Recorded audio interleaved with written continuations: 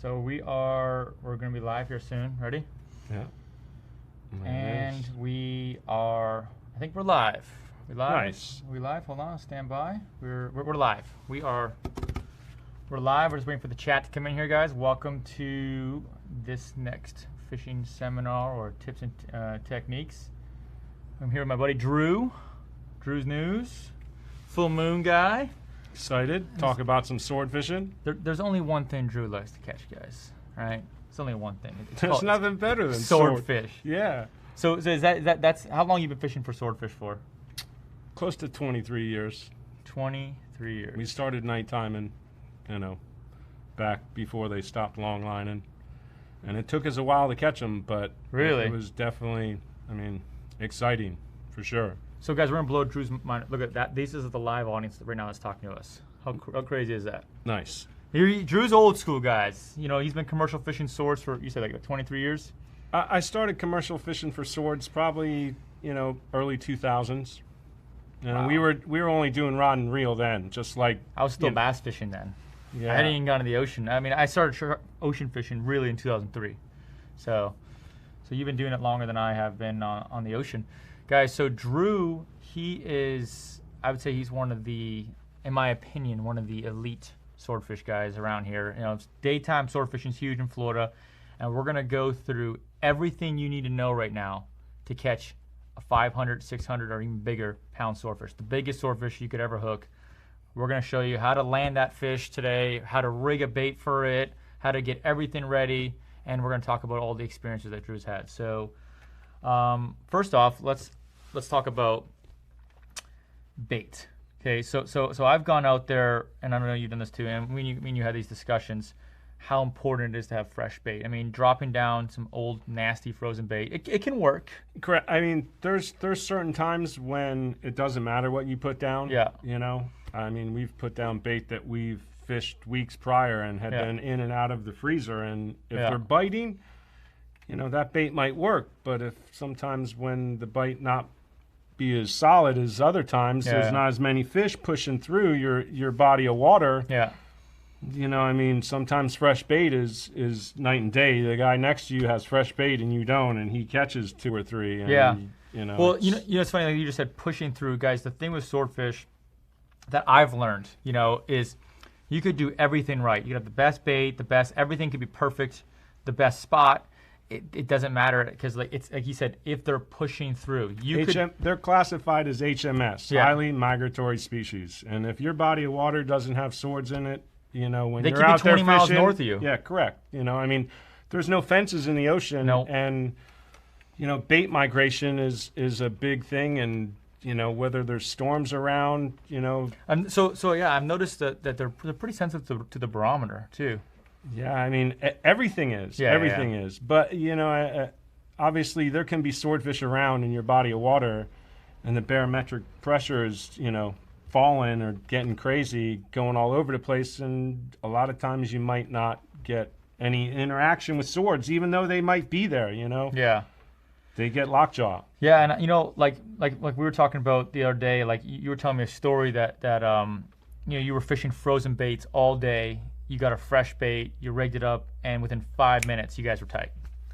It just goes to show that sometimes fresh bait does really matter. Yeah. It could have been that we just got into that body of water where the fish were congregating, or the fish only started to bite at that time, and maybe the dead bait, or the old frozen bait might have been okay. But I'll tell you, fresh bait, if you can get it, you better not go without it. Yeah, that's always go out with frozen bait. Because you need to go out with something. You can't just go out there hoping to catch a barracuda. And what's your favorite swordfish baits? I've caught them on everything. I've caught them on plastic baits. I've caught them on eels, on bonitas, cuda. Back in the day when we were fishing at night, we'd stop and catch yellowtail snapper. Really? And drop them down? Not during the day, but at night. And so, during the day, you want something smelly, right? Yeah, as long as your bait is definitely swimming properly and has stink to it, that's even better. Some baits don't necessarily stink as much as others. Cuda really has a stench to it, and it definitely. But fresh dolphin belly, Great you bait, don't, bonita belly. great bait, but you don't think it stinks as bad as cuda. But I've seen times where we fished cuda for 2 or 3 drops and never had a bite, and then put on the fresh dolphin belly, and immediately we were tight, you know? Yeah. So let's show these guys, you know, and girls, how you rig baits. And we got 2 baits here, guys. We got an eel, and we have, this is a bonita belly, right? Yeah, bonita belly. Yeah, and that's a good bait, man. Yeah, it is. That's a good bait. So, you know, and like you said, swim, how the bait, you're putting this bait down, and I think we might even got ahead of ourselves, guys. So typically, for those of you that haven't fished for swordfish yet, so when we talk about these baits that we're using right now, we're dropping these baits in 16, 17, maybe even 1,800 feet of water. We're fishing, you know, 8, 10 pounds of lead, maybe 12 pounds, depending on the current. We're fishing very, very deep. There's a lot of line out there, and if your bait's spinning or doing anything wrong, it's gonna jack up everything. It's gotta swim really good. It can't be twisting and spinning. So how you rig the bait, how the bait sits on the hook, how the whole system, we're gonna show that whole system right now, is super important, because, and also if you hook a giant fish, a big swordfish, you know, you might get the lead off. Like, he's gonna swim up, right? That's the goal. You want him to swim up to the boat. You might get that lead off, and then you might fight him for, I don't know, 8, 10 hours, depending on the size, or even bigger, right? Yeah. What's the longest fight you've ever heard of? Heard of? Yeah. Or been involved in? Been involved in. All right, how about that? We fought one for 7.5 hours during the day, and 7.5 hours.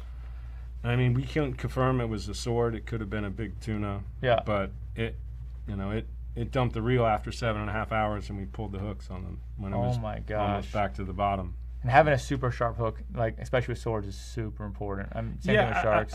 Right. I mean, you want to have your hook ready to do work. Yeah, you want your hook ready to do its thing. You don't want it to be old and rusty, for sure. No. And I mean, I always say, when I put a bait in the water, I'll you know, keep the boat moving and look at that bait and see if it's swimming right. And if it's not, you know, you can pull it back in and maybe adjust, you know, how your hook's sitting and wiggle it around, get it loose, and, you know, make sure it's swimming properly is the best thing to say, you know, because if you put a bait down that is spinning, it's probably not going to do well after it gets whacked, if it even ever gets whacked, because swords, you know, they're not. You know what I noticed too also, and several times when we've gone out, once those squid get on the bait, it's over. The bait doesn't swim properly, and you never get a bite. I mean, I've had it a lot of times where, like you say, the squid eats your bait, and if they get hooked, then your bait probably is not looking very presentable. But we've caught fish to where we had squid that were eating that bait, and we could see that squid, you know, nap, and then 20 minutes later, we got whacked, and we could, when we caught the fish, still see that there was squid bites in the back of the bait. Guys, when we're dropping down that deep water, down deep where those swords are, there's a bunch of squid, all kinds of squid, right? And when they find your bait, they're pretty happy, and they sit there and they chew on it. And that's what we're talking about. So, you know, a lot of times you drop down this perfect bait, and, you know, there might be tons of swords around, but if the squid get on it, you know, they'll really affect the motion of the bait. One last question before we start rigging. Well, first off, what's what bait do you find, and I know you've used all kinds, which one, if you had to pick one bait in particular to go offshore with, you know, fresh, which one are you grabbing? That's a tough choice, because I always like red meat, bonita, you know, but I've caught just as many big ones on cudas, on dolphin bellies, on eels, you know. So you do catch a lot on eels? Oh yeah. We caught 4 swords, or we caught 3 swords and pulled the 4th one off in one day. In 4 drops on the same eel. No. Yes. Come on. After the first 3, we had to stitch it, give it to the eel a little stitch back, so it was still working right. But it was a pretty crazy day. Do you want to rig the eel first or the bonita belly? We'll rig the eel. Okay, let's do nice the eel. Easy. Here we go, guys. So I've never rigged an eel before, so I'm gonna completely watch and learn as you guys are right now. I've used eels for cobia before. That's a cobia eel right there. They love that thing. Yeah. I don't know, man. This is an American eel. Yep. It's a freshwater eel, actually. No, we'll leave him on this. We'll leave him on that. Yeah, for a sec. Do you see any reflection there, Davis? Or is that good? That's great. All right. I need a crimp. You need crimps. You have the boxer there, right? Is the boxer there? Box way over there. I'll get crimps. Hold on. We gotta get some crimps. Yeah. We're gonna need a couple crimps. Grab the box. I thought we had them. There we are. Remember, Josh, I've got 7 crimps right in front of me. Well, we took the box away. Yeah. We took the box away. That's all. Yeah, you know, I get the comments, guys, to see that, you know, this dude looks like Donald Trump Jr. We haven't done a DNA test yet. We are together all the time. Who knows? You know, who knows? But I get that a lot. He gets that a lot. Okay, so here, Drew, slow down, hold on. Here, let's. So, guys, the first thing we're gonna do, he's gonna attach the hook. And what pound leader you got right here? This is a 250. 250. Yep. And it's just fluorocarbon or mono? It's just a mono. Just mono. And how long is this section?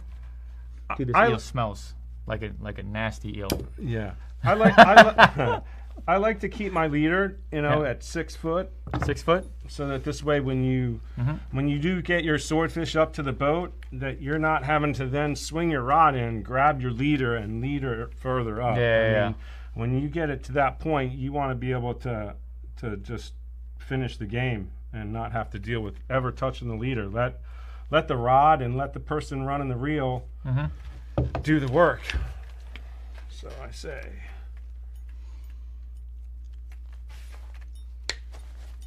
All right, hold on. So, guys, he's crimping on the leader right now. Okay, so there we go.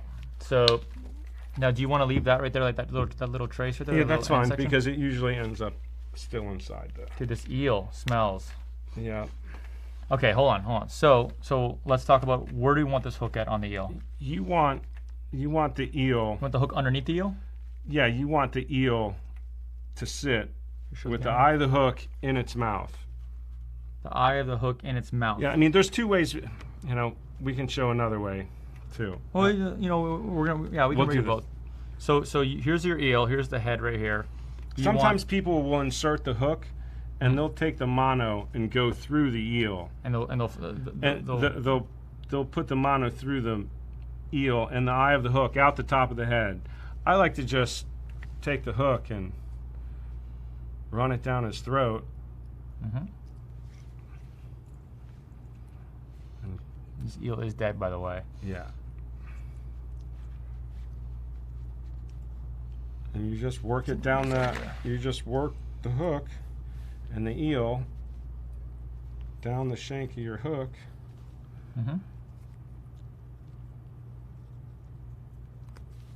Pop them out. Pop the shank of your hook out. Look at that. Perfect. I think you've done this before. Once. You did it once? Did it once. Look at that, guys.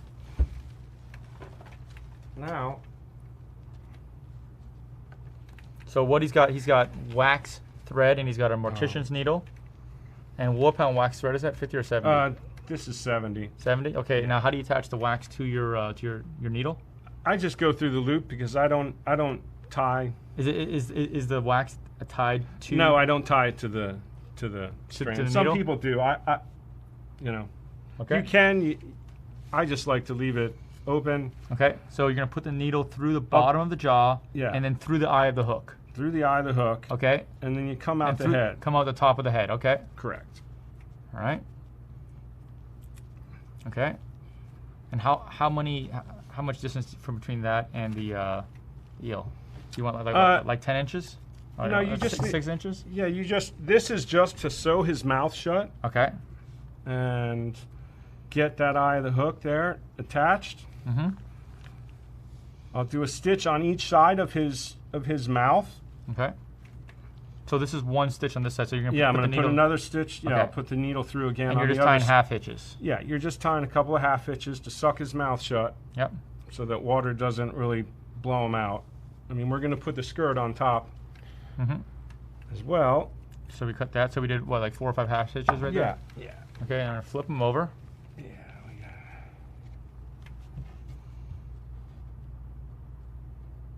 got. Let's see if we can get this through here. Should be able to, no problem. All right, here we go. One more time. You want me to do it for you? I am old, but He is old. I can still see. Oh, the thing split there, huh? Did it? Yeah, it split. See? Okay, so look. Here, I'll get it. I'll get it. He's getting a little old. He's been sword fishing too long, guys. Yeah, you can start it. Yeah. Listen, I'm going to be 50 in a couple of weeks. Are you serious? Yeah. Yeah. There you go. Oh, see, first try. Young First guy. try. How about Young that? guy. Young guys. So I'll stitch another. Okay, so he's going right through the bottom jaw again, through the eye of the hook, and then Yeah. through. And make sure you're not going through the loop that's No. crimped, right? So Yeah, that's correct. very important. Don't go through the loop. Then I'll just So give you this a can couple tie more this. half hitches. See, we got a bunch because I took. You got a lot here. Yeah, Where hold on. do you want me Yeah. to cut it at? Cut here. Cut here. Right here. That's All right. The second one, I'll leave a long tag end so that I can then just. Oh, yeah, Yeah. there we go. Pull that thing out. So you're gonna leave a long tag end. So that I can just wrap it around the eel a couple of times and give it a couple of. Wrap around the whole head. Yes, correct. Okay. Correct. You leave that tag end. Mm-hmm. I just give it a couple of wraps. Here, Still, let me pick it's the fine. eel up here. Ready? There you go. I mean, listen, other people rig eels differently. This is your method. You've been Yeah, doing it for right. 23 years. Right. I I trust mean, your method. I just So you like wrapped it around how many times? I just went around a couple of times. Okay. The And now first you can time. do a half hitch. Yep, just half hitch it a couple times. So you're going through going through twice. Okay. Yep, and we're just getting it so that the body and the mouth and the head of the eye of the hook are attached well, so that this way the bait won't get ripped off.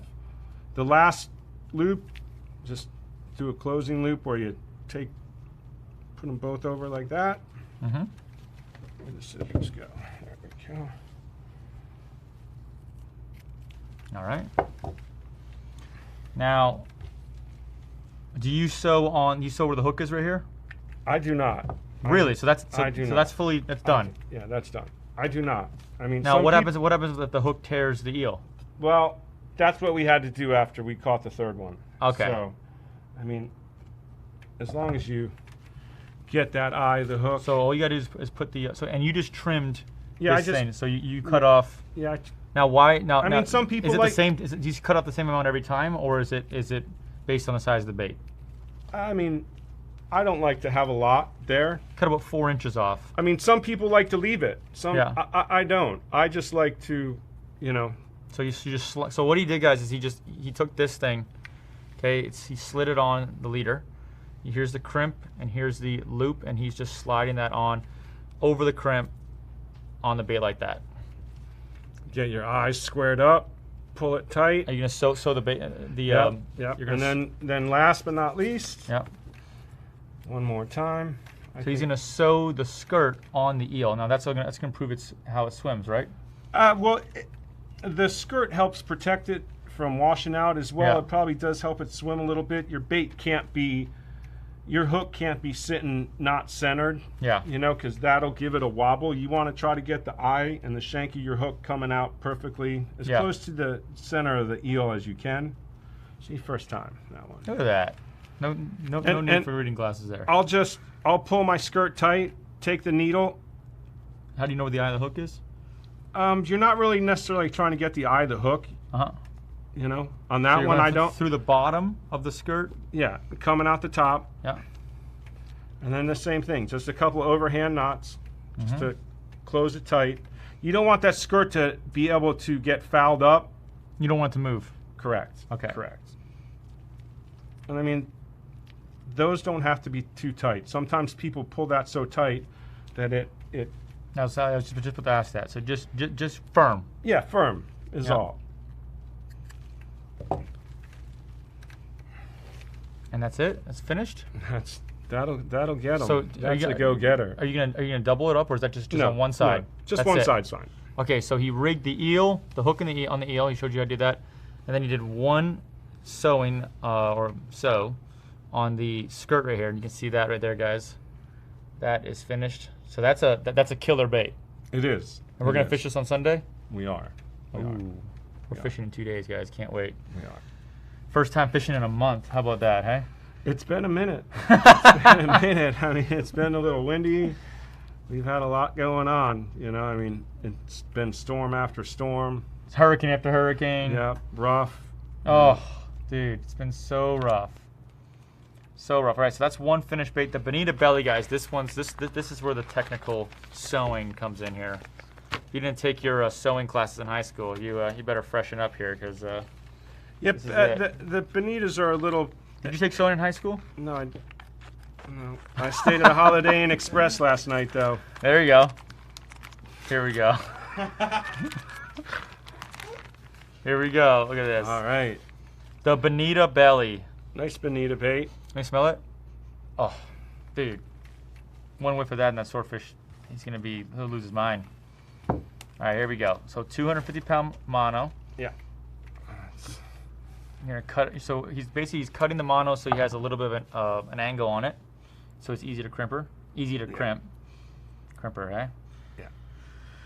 So through the eye of the hook, back around, make a loop through the crimp. You know, I've had those crimpers since 2005. It's a long time, huh? It is.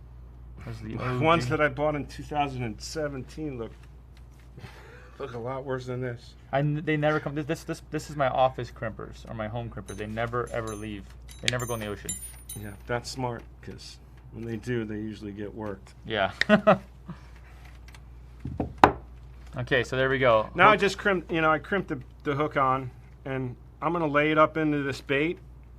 To where I feel as though it's gonna be sitting right. Dude, that does smell ripe, doesn't it? Okay, so these little fins right here. Now, why are you leaving these fins on? I Can that affect how it swims? I cut them off a lot of times. Okay, so you can leave them too, because it's a nice long bait, but yeah, you can cut them off as well. And you just... I think you like those scissors even more now. Yeah. I like to leave the eye of the hook.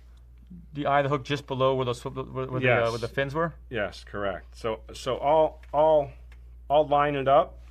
Uh-huh. And then I'll see where the bend of the hook is. Man, we need a knife. You got a knife? Yeah, I can get you a knife. Grab me. How big of a knife? You want Little a machete or do you want just a little little surgical bait knife? Just a little bait knife. Oh, okay. I'll get you a giant knife. No, just a little one. There you go. That's... Want a sword? Should have brought just a giant one back on. Should have brought a sword. No, you should have done that. By the way, is that gaff getting in the shot right there? Yeah, it's fine though. It's fine. It's been hanging there. The gap, we got a gap hanging there. We're gonna show you how to gap a sword. Okay, sorry. All right, he's getting ahead of me, guys. All right, so you just put the hook through. Yeah, you just put the hook through. Okay. And what I'll do is I'll suck it down tight. Show us, turn it. Where your hook Yeah. is sitting flat against your bait. Yep. And you want to stitch the eye of the hook to that bait. Okay. Same thing, one on one side, one on the other. Okay. Oh, it's just. Oh, you need more wax? No, there's more wax line right there. Okay. Grabbing the mono. Yeah, I grabbed the scrap mono. Oh boy. Oh, I had it. Oh, he had it. Oh no. Oh, he did it. I got it again. One shot. Wow. 2 shots actually. All right. Well, I like to, one person wise, it's hard for you to see because I keep the. Here, I'll hold I it. keep the shank of the hook. Here, hold them on up. Hold them on. Okay. Yeah, see, I'm doing this to try to show you guys. Here, just hold it there like that. Yep. You want to get that in the center. Okay. So you do a half hitch. Yep, just half hitch it. You went through twice. No, I just went through once. Okay, once. Hold on. We got a little bit of twist there. Okay, there we go. Yep. Well, it's gonna straighten once I do the other side. Okay. It should. And this is important. You don't want to. Not too tight. Yeah. I mean. Just firm. Yeah. Okay, that's one side. Is there enough wax there? Yeah. Ooh, one timer. One timer. He's getting happy now. Wait, don't do it like this. There you go. Yeah. Again, I'm going to just go through the center of the hook. Yeah. And now I stitch it tight on this side. Just a couple of half hitches and the closing loop.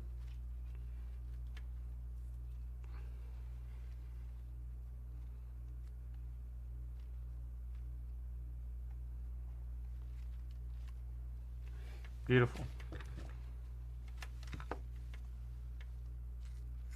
Okay. Part 1. We're not finished yet with this guy, though. I promise you that. Just a couple more stitches. I just like to stitch the eye of the hook, or the shank of the hook, yep, to the bait. You see? Mm-hmm. See, this is when you can kind of adjust your hook to where it's going to sit. Perfect. And flush. Yes, correct. Correct. Look at that. This thing's sitting pristinely. So you're cutting a piece of the bait off? Yeah, I'm going to cut a little of this head off because we don't need all that. All right. That skirt is going to be enough. Now, what I'm going to do is stitch the shank of the hook maybe an inch. You know, inch where? Half inch down from the eye of the hook. Just okay, half just inch around just to get the shank attached to your bait. So it's just another level of security, so the bait's not tearing. Yes, it's correct. Another well, more to keep it to the hook. Okay. So you're just going through the back here. Here, Drew, let's see this way so we can show them. Yeah. Okay, ready? Yeah. I'll hold it here for you. Yeah, I'm just going on one side. Yep. And then hold on, let's turn this way for them. Hold on. You got me. Yep. You got me. Okay. And then I'll go through back again and come on the other side. So he's going opposite sides. On the other side of the hook. Yeah. There we go. Let me see.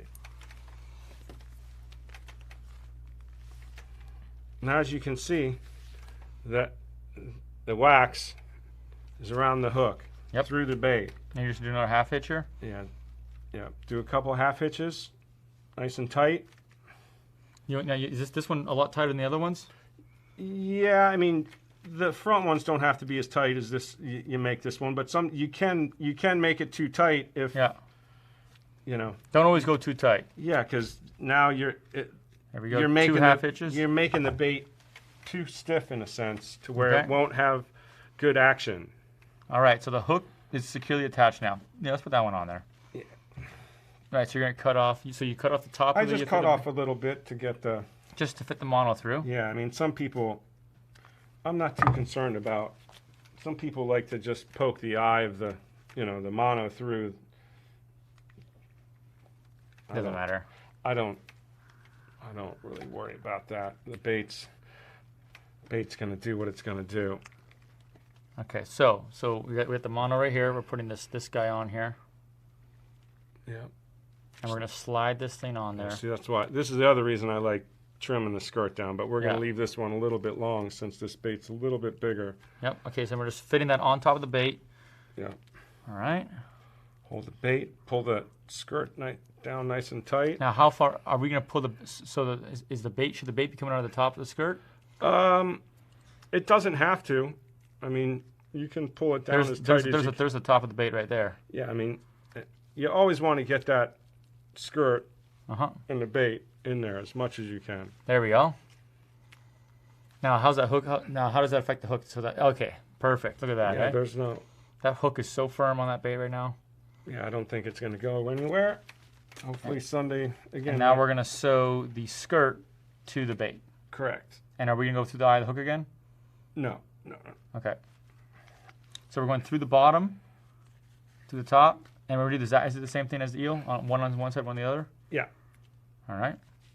Well, no, this is just this. This just is the one side? Yeah, this is just the single because I mean, all right. The skirt's not gonna. If he gets the skirt off of there with one stitch on there, I mean, he deserves it. I usually. All right, so 2 half hitches. I worry about the bait more, and as long as you got a good bait. Okay, so that's a finished bonita belly. That's a finished bonita belly. Now, do you want to trim this skirt at all? I feel like maybe you should cut it right to this fin right here. What do you think? I always like to cut the skirt back to where it's not going to be affecting the hook much. Okay. So right here about what, 3-4 inches? Yeah, you can. I mean, listen, you can leave a couple long ones. I mean, you can leave one long one. There's no rhyme or reason. I just like getting the hook. Yeah. No. It's strange things can happen with that much current out there. There we go. That's a finished bonita belly. That thing's ready to drop. Yeah, I can't wait. Sunday is the fun day. Yeah, dude, we're gonna get a giant. All right, so next thing, guys, we're going to show you. So now you have your bait rig, okay? So, and to be honest, if you can, do it the night before, keep them on ice. Do you salt or brine them or any of that stuff? Yeah, I always like to have all my baits rigged the day before you go. Yeah. So this way you can rig them in comfort on the dock. You know, you can salt them. You know. You just put what kind of salt? Just a brine, the bionic brine, or what about like the Morton's ionized salt? Yeah, you can just use that as well. Yeah. Okay. I mean, some people even soak their baits in Manhattan oil. Yeah. Hey, do you think that makes it better? Anything you can do to your bait that's going to improve the possibility of you catching a fish. Yeah. I'm not against, because I agree with that 100%. I've done it all. You know, I mean, I've soaked baits, you know, for a day. Have you ever taken your sword baits and wrapped them in pantyhose so they don't get beat up as much by the little things? That I have not done. You know, some of the shark guys do that. They put their baits in pantyhose so that they don't get to the little crabs. They don't pick them apart. Yeah, I mean, listen. It might keep the squid away, you know, who knows? Listen, I'm thinking I want to keep it all natural as best Yeah, as it's. I mean, swordfish have been eating bait for since the beginning of time. And I don't think they care. They care about much, as long as it's swimming, you know. So the next thing we have to get ready, guys, is your weight. So this is for daytime sorting. So we're going to show you how to properly make the weight and have the weight ready to drop. And so we're gonna show you how to attach a long line clip to your weight. Okay, yeah. and then we're gonna show you how long that is, and then we're gonna show you your main line on your reel, how to get all that set up properly. So here, this is what, an 8-pound weight? Yeah, I think that's an 8. When I go out, I always like to have an 8, a 10, and a 12, because you never know what the current's gonna do out there. Would you agree with that? Yeah, I mean, there's days that you can fish an 8-pound on your bottom rod. Yeah. And a 6-pound on your jug rod. Yeah. But there's days that you need 12 pounds. 12 pounds for the bottom rod, and if you're not fishing lighter braid, you know, you're 3,000 rotations just to hit bottom, 4,500. Right. Yeah. Correct. I mean, with the lead, I always like to have a nice size snap swivel on the bottom, so that this way, if you want to change your lead from an 8 to a 10, or from a 12 to a 10 on the bottom rod, you can just unsnap it. Plus this. What pound mono is this? That's the other thing. Some people like to use 200-pound leader for your lead line, which that's can be a dire mistake. I only use 50-pound lead line, because if for some reason you hang bottom with your lead line, you want your lead line to break, not your main line. And if you got 200-pound leader on your lead line, which some people like to do because it's easier to actually grab than 50.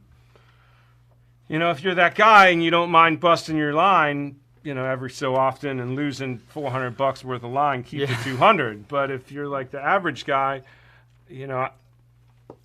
No, you're right. I mean, dude, I've been in that situation where, you've caught, you got, like you said, you have a wind-on leader, okay, a 200-foot wind-on leader. You know, you have it's a braid.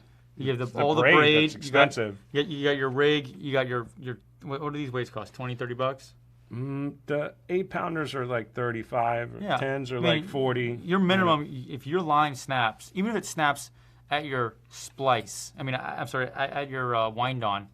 Which you're losing $200. Which it never does. It doesn't do that. I mean, if you hang bottom with your lead, you're above all that. So it's not like, I mean, So you always want this to be weaker than your main line. Yes. You want your lead line to be weaker than your main line. So if you do have the unfortunate thing of snagging bottom, you better hope it's with the lead and not your hook.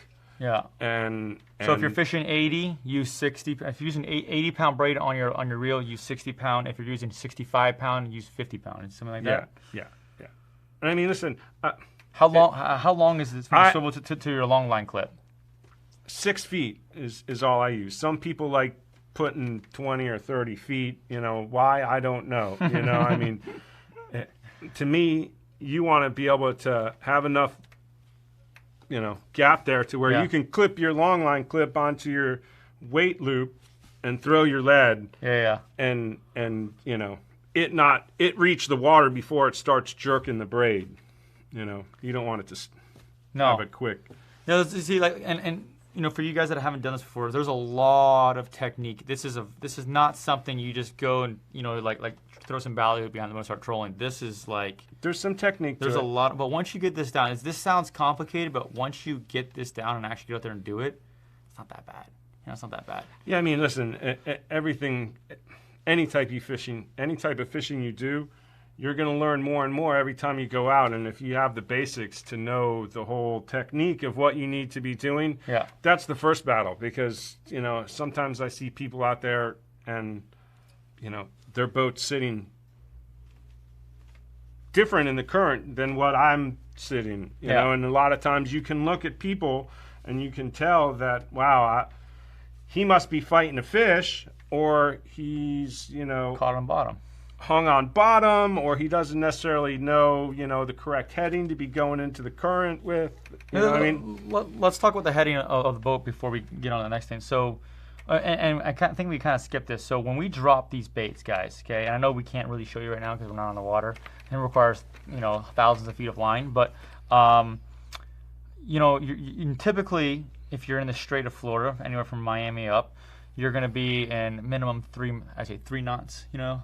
Yeah, I mean, the current changes. I've seen 6 knots, you know. Right, I mean, it can be gnarly. Right, I've seen it at point, you know, 4, 0.8, you know, nothing, to where your wind and tide have slowed down to nothing. Which can affect your drift a lot. You know, you're not covering as much water. But I mean, it's always best to have current, you know, but you don't want it to an extreme to where, you know, it's pulling too many revolutions off the reel. But go ahead. Yeah. So when we're doing this, you have to keep driving the boat the whole time. Okay, that's the only way to keep that line up and down. If you think you can just put the bait out and just drift, it's not gonna work out too well for you. So you gotta have one guy's driving and one guy's watching the reel. Okay, and you know, what would you say, 100, 150 feet or off the bottom? I mean, we move it around, but I always reel up at least 100 to, you know, if there's good current. Yeah. You don't necessarily need to reel up the distance of your wind-on leader off the bottom, because then your hook, if you're in slow current and you have a 150-foot wind-on leader, that bait can sink you to the bottom and snag. So in low current, if my wind-on leader is 150 feet, I might reel up 200 feet. Yeah. You know, but if there's good current during the day, I usually keep it at 100. 100? You know? Yeah. Yeah, that makes a lot of sense. But we always check our baits, and I mean, and a lot of times you'll be pulling a bait up and you can get a bite, you know. Well, that's a lot of times. A lot of the bites that we get are, you know, kind of like a reaction bite to where that bait, they could have been following that bait for minutes, you know, you know, seconds, or, you know, 10, 15 minutes, to where they don't know what to do, you know, they feel sketchy about it, but once it moves, you know, it's like. And that's why we're always checking bottom. Correct. I mean, we don't. I always like to fish the rod, you know, and keep someone fishing it, whether they're dropping every couple of minutes. But I don't. I mean, 5 minutes is tops. If you haven't found bottom in 5 minutes, to me, I feel as though someone's not doing their job. Yeah, you know? Yeah, I'd say that's very true. Okay, but sometimes it doesn't matter too. Sometimes you could drop it all day, every 2 minutes, and never get a bite. Oh, like we said earlier, if they're not there, they're not there. Right, this is a high traffic or no traffic situation. Let me grab the main line right here. Okay, so here is our main line. This is our wind-on leader here, guys. There's a lot of it here. Okay, so this is just for demonstration, actually. Yeah, guys. Well, there's a real wind-on. It's real. Should be real. Okay, so the first thing that you guys want to have on your wind-on is a wax loop. Okay, so we're going to show that first. So here we go. Oh, we need the wax line. Wax line. Do you need wax line? It's right there. Here it is. So this is huge. Okay, and we're going to show you how to. Right now, Drew's going to show you how to make it and how to properly attach it to the line. And this is 250-pound wind-on leader. Okay, this is depending on how your reels. So if you have braid, you're going to do you call it a cat's paw, right?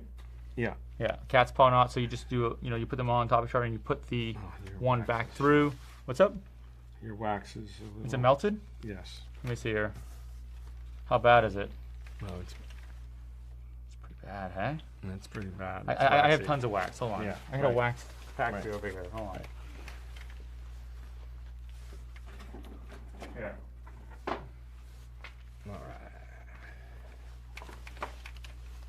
Yeah, that wax has seen better days.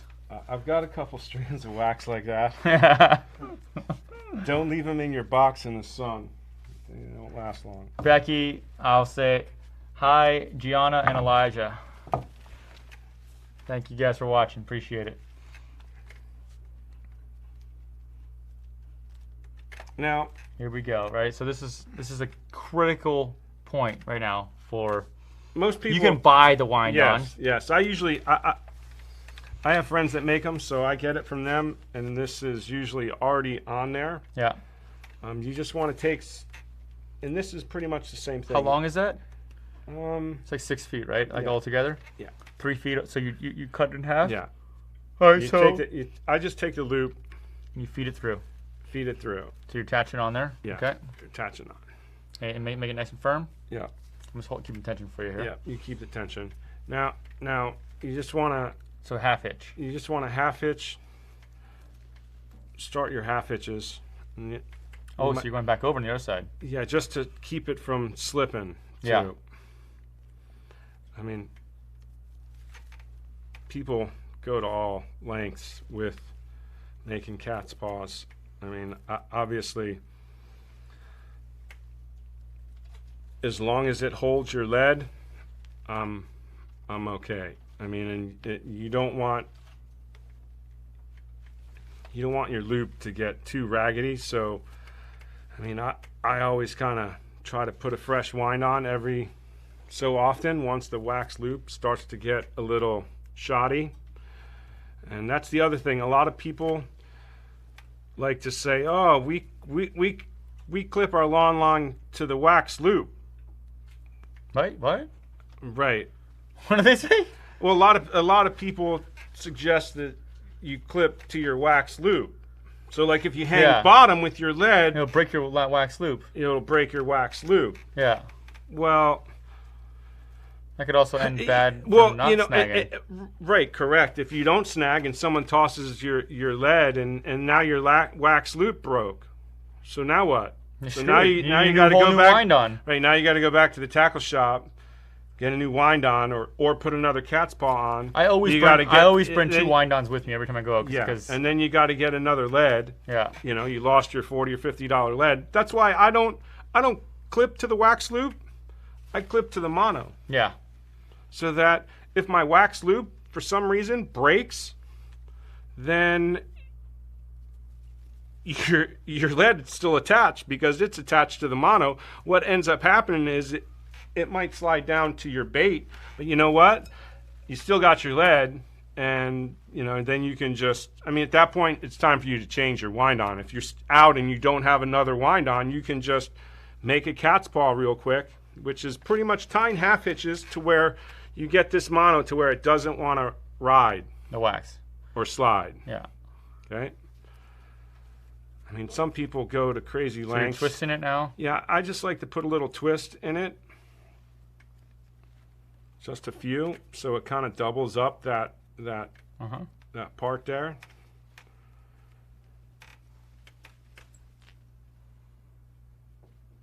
There we go. Just leave a couple finger loops. And then tie your half hitch again. So I'll hold this part? Can we hold this? Yeah, you can. I mean, you don't want that too big because it'll catch on your, you don't want it too big to where it catches on your tip. Yeah. When you're reeling it back through. Yeah. Yeah. Yeah. So what he's saying, guys, when you're reeling the line back through, because this is going to pass through your rod, your guides, and the tip of your rod, and that's what he's talking about. If this thing's too big, it could catch the tip of the rod and break. As well as it can catch on the reel. Yeah. Line guide. You just have to be careful. And, you know, you don't want it to... So you're going inside the loop. Yeah, I'm going inside the loop to just stop it. Mm-hmm. And then you can just, again, work your... Oh, jeez, I missed one of them.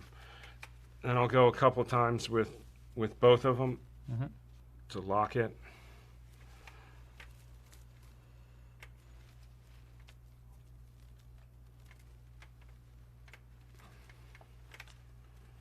By the way, guys, sword fishing is, once you do it, it's highly addicting because, you know, I mean, I would say there's so much anticipation involved. Yeah. I tell you this, it's the most boring fishing known to man until you hook something, and then it's just chaos. Yeah, I mean, you know, I mean, most of the fish that you're going to encounter in the ocean, that's kind of how it is, you know. Yeah. But sword fishing, they're usually the next level of craziness, you know. I mean, and they're violent fish, guys. Like I've been in a 40+ foot sporty. We were burning a sword. I'm sure you've seen this too. And he went after the propellers. He came up and he started attacking the propellers of the boat. You ever seen that? I've chopped up a few in my day. I mean, sometimes when they start to come at the boat, you got to drive away, and sometimes, you know, you chopped up a few. I have. Did he float? Because I noticed they float when they die. Like the heads float. I've tried using them for bait, and the whole head would float. You have to weigh it down. Yeah, we lost one that was maybe 150 pounds one time. That I don't know if his head completely. I don't think his head completely came off, but it was pretty close. And I mean, after it happened, there was so much blood behind the back of the boat. I couldn't really see where to try to get anything. And then by the time the water cleared up, he was like 40 feet down, and I started throwing the dart. We never got him. But we did catch one on the Jupiter maybe 2 years ago to where it charged the boat, and I was driving, and I had to get on the wheel hard, turn over, and kind of spin the boat. And I thought I felt something, you know? I was like... And after that, he kind of gave up, you know. He went around the one side of the boat, and we maneuvered, got around back to him, and he goes, "You stop fighting." Well, when he rolled back over, the props had went down the one side of his body to where it looked like someone took a Fortuner and went from... He was ready to be filleted. Because he already had some cross cuts. You just had to go down the bloodline, and he would have been there. You got him in?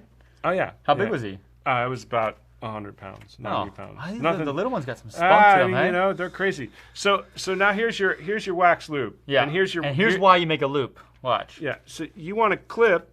This is your long line clip. Now here's the other thing. So now we're sitting on the boat, okay?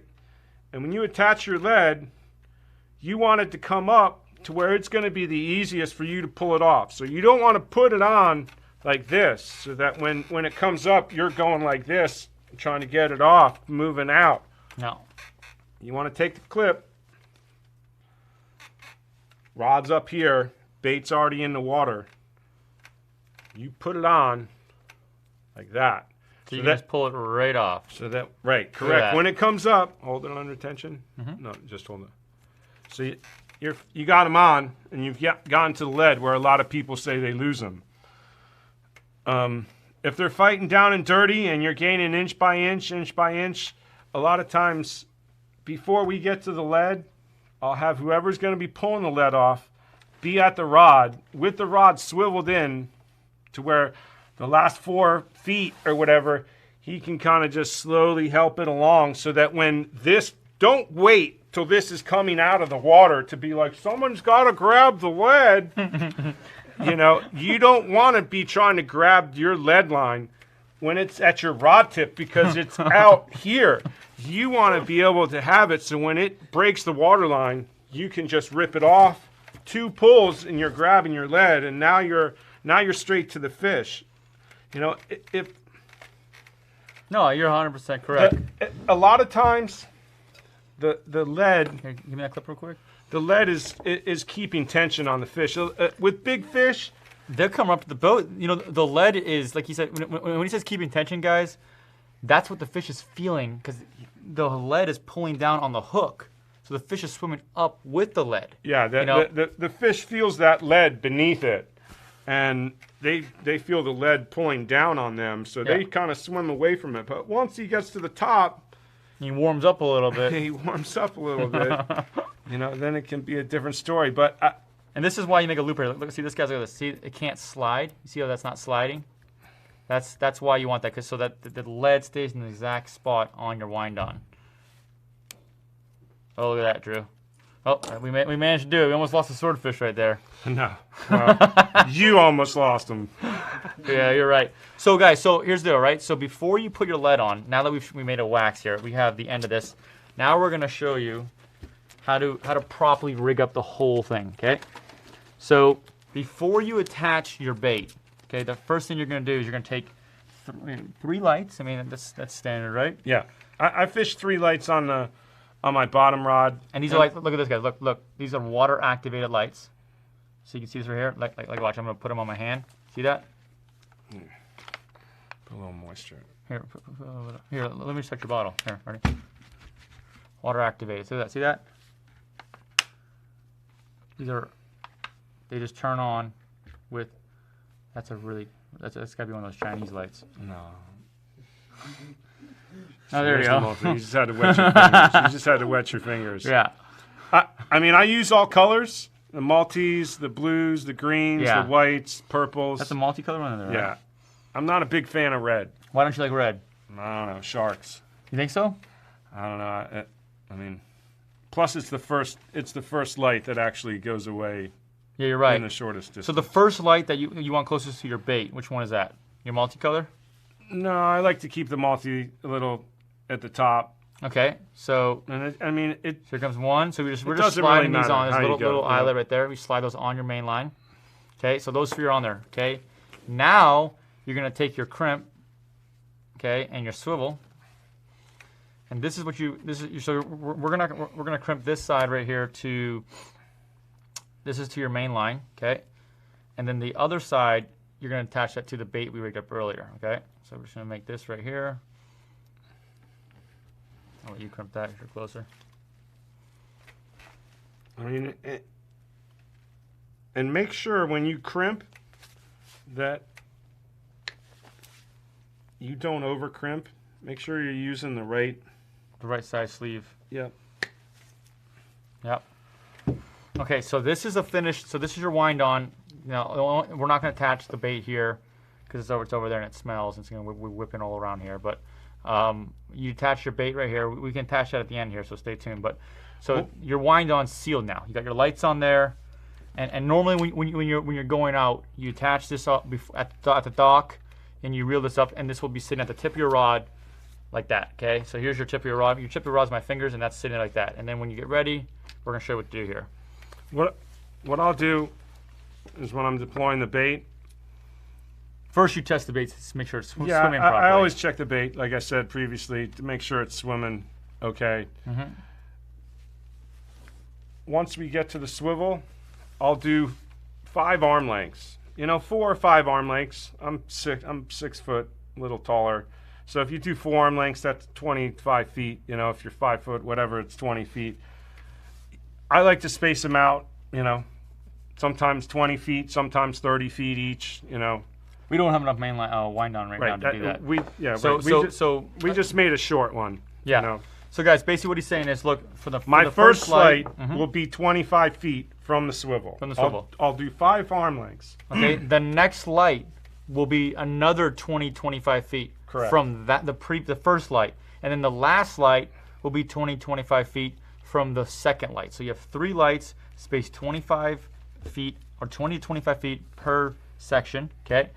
From the swivel. So you have your swivel, first light, second light, third light, 25, 25, 25. To attach them, hold that. Yep. So you need tension, obviously. Yeah. So you got a little. This is a little live bait band.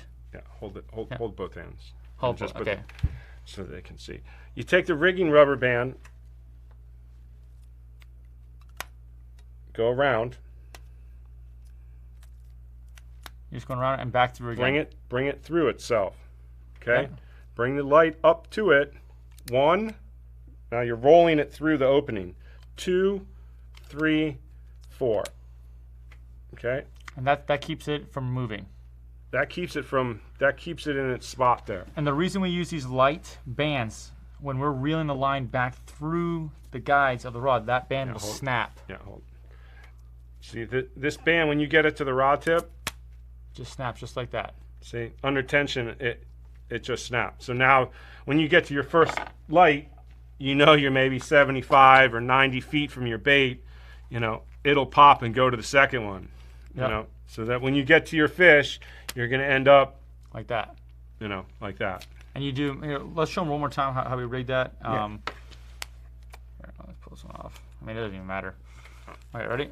I'll hold it for you again. So one more time, guys. We're going to show you how to do this. Take a rigging rubber band. Yeah. Above your light. Above your light. Yeah. Key. Okay. Wrap.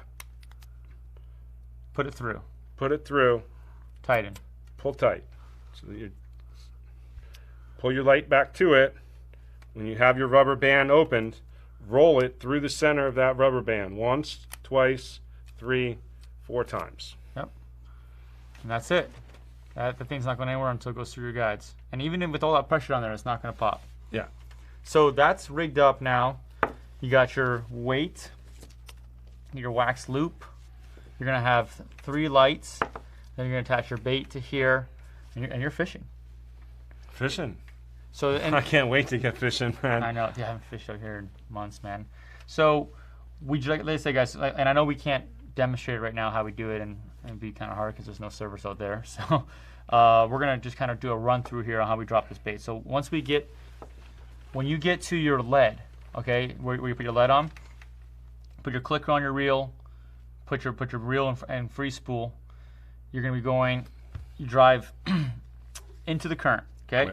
So I'm sorry, with the current, sorry. So if the current usually goes north, okay? Yeah, if it's not going north, something's really wrong. Yeah. Okay. And anyways, unless you're in the Keys, it's not going north. It's going like east, northeast. Yeah, current's different all over the world. It's different all over the world. Wherever you're at, yeah, you want to travel with your current. Into the current. No. So not into. With the current. Yeah, sorry. Gosh, dude. With. I'm all dyslexic. Travel with like the current, right whichever now. direction it may be going. And don't go into it, go with it. Go with it. Yeah. You know what I mean?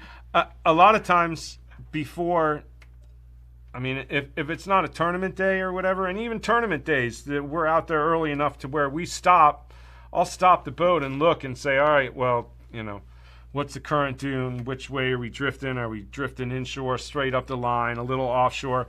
And I always try to just evaluate what that current might be doing before we deploy our bait, so that if there's a spot you want to hit, you know, you kind of can judge where you're going to need to be when you deploy your bait. Because we'll run, if there's a lot of current, I won't run my bait out. I won't run out as far, letting revolutions off the reel, whether...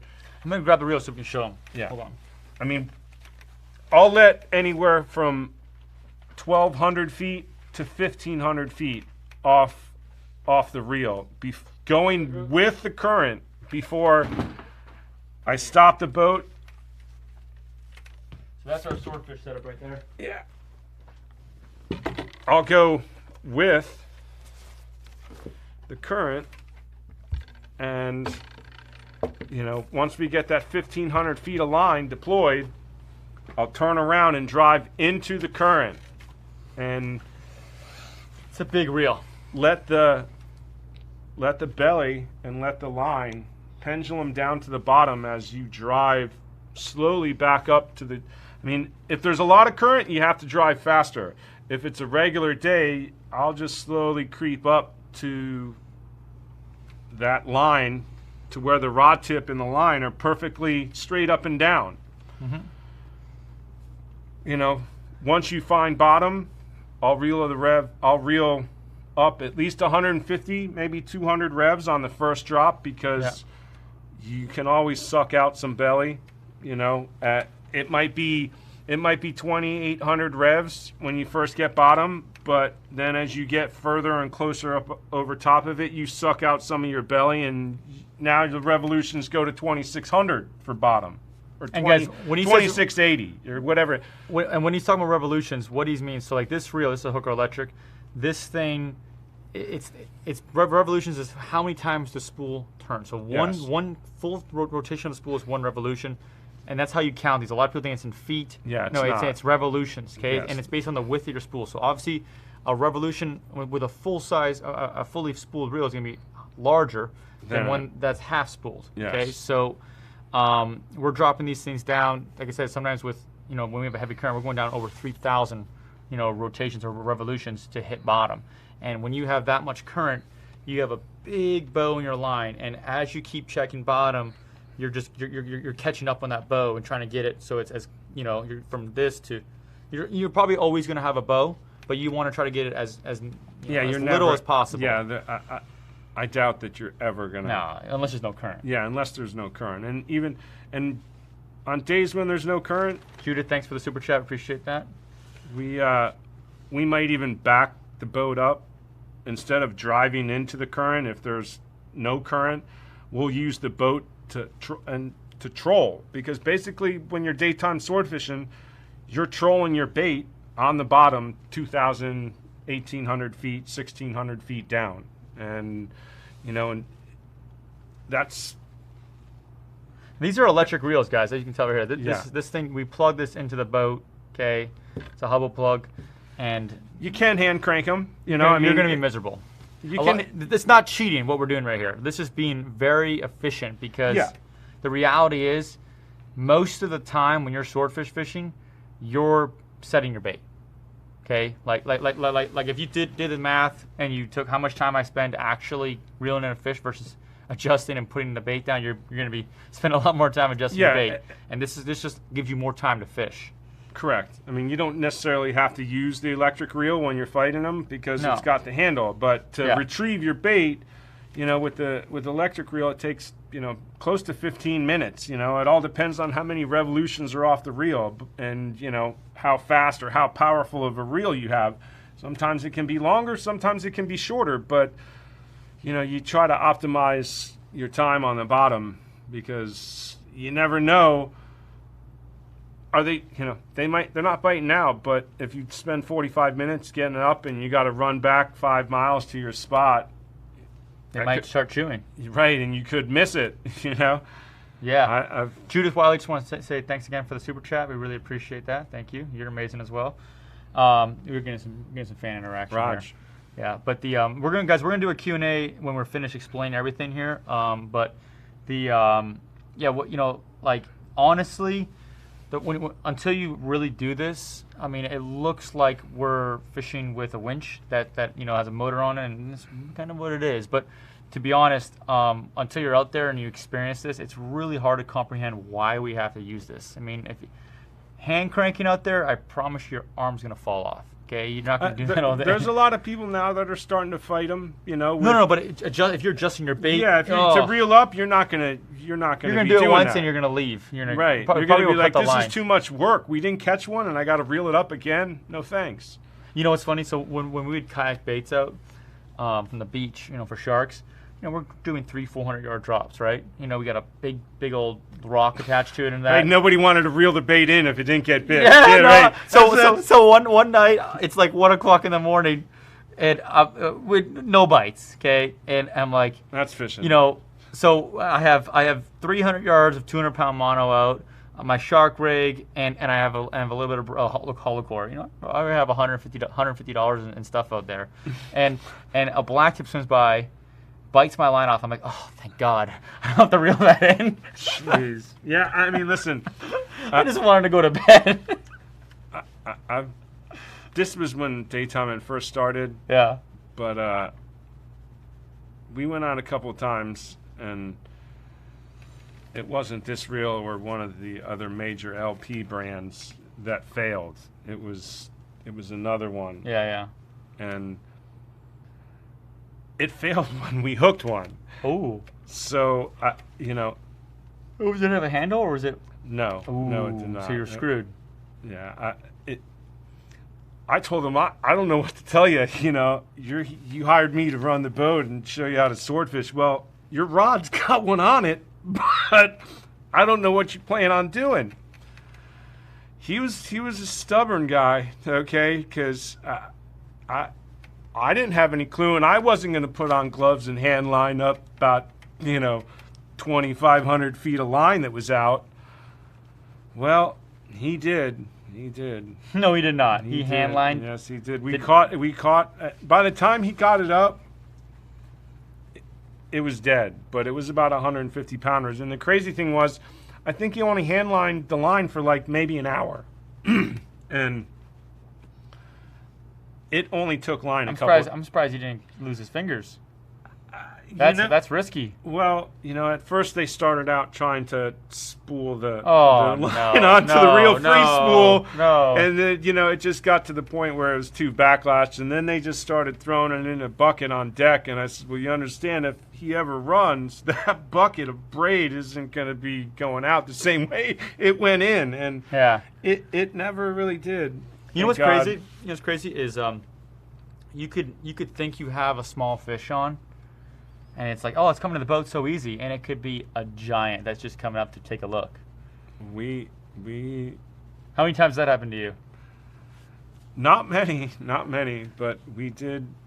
One of the biggest one that I ever caught was during the day. How big was it? It was right at 540 pounds on the scale. Wow, big fish. Is that not that's gutted, or is that? No, it was whole whole fish. It was whole. It was whole fish. 12 minutes. Maybe what? 17 minutes. I don't know. I mean, it was just reeling it up. You thought you had a little guy on, hey? We hooked it, and my buddy was like, it doesn't seem too big, Yeah. And it didn't. It didn't really slack us off. It didn't really bow the rod over. It just seemed like it was every other ordinary sword day, Yeah. And when it came up, it was up on the surface to the southeast of us by maybe, 100 yards, 125 yards. Once we took the lead off, the line was straight to the southeast, and it wagged its head, and it wagged its head again, and then the third time it wagged its head, it was facing to the north, and it just started swimming on the surface, and my buddy, I was driving the boat, he was running the reel, and he said, just back up that direction. And he said, when we get close, you get on the dart. Because after it wagged its head and it righted itself, we kind of saw the distance between its dorsal and its tail, and we knew it wasn't. It was giant. We knew it wasn't a little one. And you know what? You just reminded me. While you keep telling the story, I'm going to grab a harpoon. We're going to show people how to properly rig a harpoon. Yeah. Be right back. And it was just by chance that, there wasn't much tension on the rod. It was swimming. We were bringing the boat to it, and it was coming to us. And I drilled it with the dart when it was about 15 feet off the boat, and the dart drilled him right in his head. Stoned him? And it stopped. And he kept pulling, and when the dart got close enough back to me, he was like, shove it all the way through, and I just took my hand and pushed it to where it popped out the bottom, and I took a wrap on the dart line. We looked over and we were like, man, it's probably like 300 pounds or better. Well, an hour later, after we finally got it in the boat, just the two of us. Oh, it took you an hour to get in the boat? 45 minutes. We stopped for we tried to get it in the boat a couple times, and so this we were tired, guys. He's talking about right here. When he says dart, for all you guys don't know, that's the dart right there. You do not want to get that in you. Can you imagine getting darted with this thing? Yeah, it would leave a mark. A mark? It would leave a mark. All right, let me find the end of this harpoon line here. I think this is it right here. Yeah. So guys, we're gonna show you. So this is your shot basket. So you got, I think I got 1,000 feet in there, but I don't know. I think it's 1,000. Yeah, that's the other thing. Some people, they have dart ropes, or dart baskets, and they might have 100 feet, you know, and no, you need 1,000. Right. Well, I have 2 darts, and I have 2 baskets, each 1,000 feet, and Yeah. That's it what has. I always bring that too. It hasn't happened to me, but We have a story to tell. Remember that? which one? The So, one about. so we were out there. First time I met Drew. Not that story. Oh, he doesn't want. No, we're not gonna name names or any of that stuff. So we're out there. He knows what I'm talking about. I do. And we, you know, we're fishing. There's a boat down. Oh, you mean a mile? No, he was more than a mile north of us. So they said like a 600 pounder that came up, and they gaffed it twice, darted it, and stuck a knife in its head, and they just made it angrier, and it took off, and they had what, like 3,000 feet of dart line out. Yeah, yeah. You know, that's the other thing. If for some reason, the only way people are like, oh, swords are so soft-mouthed, and if a big sword is hooked and hooked in the corner of the jaw, which happens is a lot of times, you saw the bait, you know, it's this big. You could put a 5-gallon bucket down the big sword's mouth. What do you think happens when that little 15-inch bait goes in its mouth and down the hatch? A lot of times they get hooked in the corner of the mouth, and I've caught big ones to where you could stand on the fish and take a wrap on the leader and pull as hard as you could, and the hook wouldn't rip out. Okay. So You have to put pressure on big fish to kill fish. So Oh yeah. I mean, that's just You got to put the heat on them. that's kind of the moral of this story. In a Yeah. sense. So the moral of what he's talking about, guys, is when you dart a fish, don't be afraid to put some heat on that dart line. Yeah, if you see you've drilled them good, Yeah. you know, I mean, every situation's different, you know. But if you get them good, then you should be able to, you know, put some Guys, pressure on them. We are, so I see this questions about us reading the chat. We are going to come to the chat, guys. So I am glancing at it, but I can't look at every message because we're off talking at the same time. Oh my God. Is that the wrong one? Yeah. Hold on, I got the right one right here. That's for the other dart. Yeah. This Molly doesn't. Did I almost hit you there? Nah, maybe. That should fit, dude. That dart does go in there. No, it did not. Should. It did not. Try this one. Yeah. That one fit in pretty easy there. Yeah. All right. So here's your dart line, okay, guys. So you take your harpoon, okay, your dart, and this one's a little duller. By the way, and I'm just asking you now. Which one do you like? Do you like more? Do you like one like that one that's super sharp, or do you want something that's a little more dull like this one? Listen, swords are soft. They're bodies. Yeah. You know, we've used those, but I sharpen those too. I mean, sometimes the sword, that 540 that we caught, that I drilled with the dart, when I pushed it through, it must have severed some type of up his spinal cord because it twitched 2 times, 2 little twitches, and that was all it ever did. So, yeah. I mean, having a sharp dart obviously benefits you sometimes, you know, but sometimes it can, we've darted shit where it tore it down the whole side, you know. So, again, I always say, if you can throw, Yeah. you might as well throw, because you know what?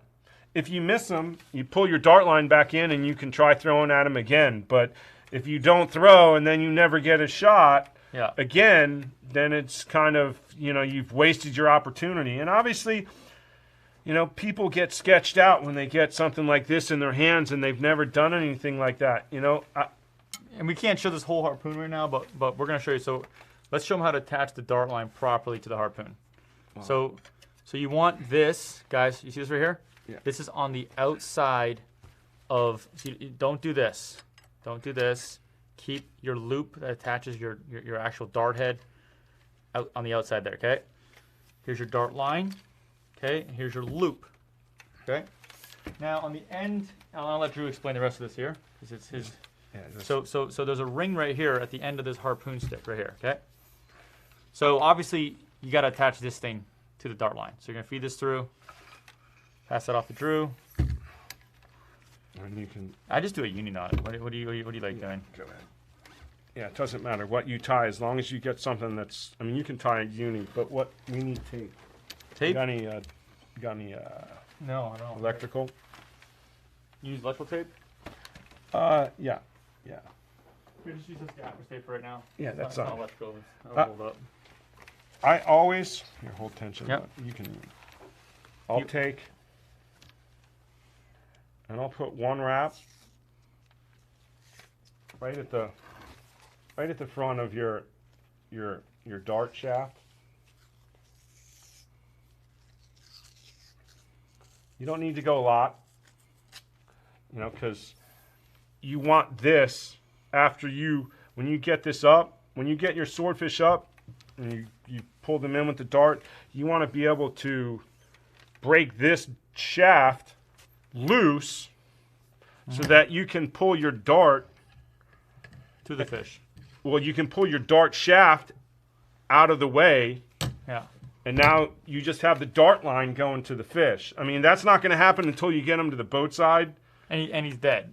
You know, well, he might not be dead. Yeah. You know, a lot of times if you dart a fish and they pull line out of the dart basket, the water pressure, a lot of times will rip this off.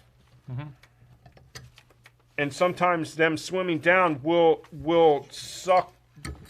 And that's why you attach. That's why you have your line going Right through that, because you know You gotta have your your line shaft. going What's that? No, I'm saying, yeah. So Your shaft will still be attached to your dart line, but it Yeah. might not be in the fish. You know. Yeah. And that's why I don't like attaching. If you attach it too well, we've got them back to where the swordfish the dart couldn't release from the shaft, and they bent the dart, you know, up. However they did it, I don't know. I mean, it was crazy. So you tie. So let's tie uni knot. What knot do you tie here? I have Show us your knot. I put a clip. You can put a long line clip there. A long line clip? I mean, there's 100 ways to do it. Yeah. You know, you can just you can even crimp this on there. Really? Yeah, or you can just do a clinch. Yeah. You know, whatever. I mean, uni would be best, but you can just put a cinch on it. I mean, this isn't. See, we ripped but that's all right. I'm gonna make sure the dart. So do you always use a long line clip there? I usually tie right to that. But. Well, this is on the commercial boat, and this way, if we dart a fish, you can pull this off and then put a new dart head on. So yes, and we can put the second one on, because if you know, sometimes you can't get it out. Sometimes you can't get it out. Correct. You got to. You don't have the time, and you have stuff running away. Have you ever had a long line clip fail? No. No. Or what about a swivel? No. I mean, this one's okay. You could even put the neck size on there. So it's the biggest long line clip possible. It doesn't need to be the biggest one possible, but you know, you just still want to have something. This big. It's this big. You know. What about a big snap swivel? No. No, that'd be a bad idea, huh? Yeah. I've never done it this way, but I see commercially, like, you can't waste time. If you're on a hot bite, you can't waste time playing with darts. Right. We have 2 or 3 dart. Now, do you ever use a band down here to hold this? An elastic band? Well, I'll tell you another thing. Some people, they like to put a painter's stir stick there, to where you can... Wait, what? Really? A paint stir stick. Yeah. You put it on there, and then this way you can pick up the painter's thing that's taped on there, and then you can pull your dart line tight this way. You put it in underneath a piece of wood, suck it up this way, and you can pull a little slack, and then you suck it up to the back. Make a loop? Well, no, it'll pull out. Yeah. It'll pull out. It just keeps your dart tight, because the last thing you want to have is the dart coming off when you throw it. Well, yeah, or before you throw it. Yeah. You know, you get ready to go throw it, and the shit's not taped on, and it, you know. Yeah, I hear you. No, this is interesting. Like you said, there's a million ways to attach this. Okay, so we'll get the harpoon thing here, guys. Oh my, we're tight. About to take down everything. We're tight. We're tight. Look at that, guys. How about that? You know, you definitely. Hey, quick question, dude. Right? When was the last time you harpooned a bass? I haven't ever harpooned a bass. You haven't? Okay. Nope. When I get one that big, I'll let you know. You know, I'll tell you. A lot of times, you know, people are afraid of the sword, and obviously that is the part you need to be, you know, a little skeptical of. But the bill? Yes. Once you've gotten them, you know, whether you've darted them or gaffed them, and I mean, they're gnarly fish to kill. I mean, here you get the gaff back there. Yeah. Show us the meat hooks. I mean, guys, look, sword fishing is not for the faint of heart. That's what I was getting into. You gotta be a killer. You gotta really want to kill something because, like I think Drew, the first time I met him, he said it best. He says, you gotta make that fish breathe air. You know that you gotta kill them because they're not easy to kill. When you get a big one and you've darted them and you get them back to the boat and you're ready to gaff them, you know, we'll use a nice. This is our BlacktipH 4-inch gaff right here. Check that out. It's a nice gaff, isn't it? Yeah, it is. I mean, not just because I fish them commercially, yeah, but even just recreationally, I always go for the head. You know, I don't. People don't. You don't need to. If you gaff them midship, so to speak, you know, sometimes. Now you've made a pendulum point for him to wag his head and his tail. You want to control that sword. Correct. The best way to do it is gaff him in the head and pin their body to the gunnel of the boat. And they're gonna whack the boat. Yeah, right. They're gonna whack the boat. Yeah. You know, I mean, obviously, if they're still got a lot left in them, yeah, they're gonna whack the boat. But you'd rather have their head pinned against the side of your boat, so that they can't really get a full. I mean, we've had their heads pinned up against the gunnel of the boat to where they've rolled their tail up almost out of the water. But if we hadn't had their head pinned up, I mean, even when we did it tried to pull its head away from the side of the boat. And when it came back, it did whack the side of the boat. But if you get a green 400-pound fish, you. What is that for? This is like once you've got him a little bit subdued and he's stopped on the gaff.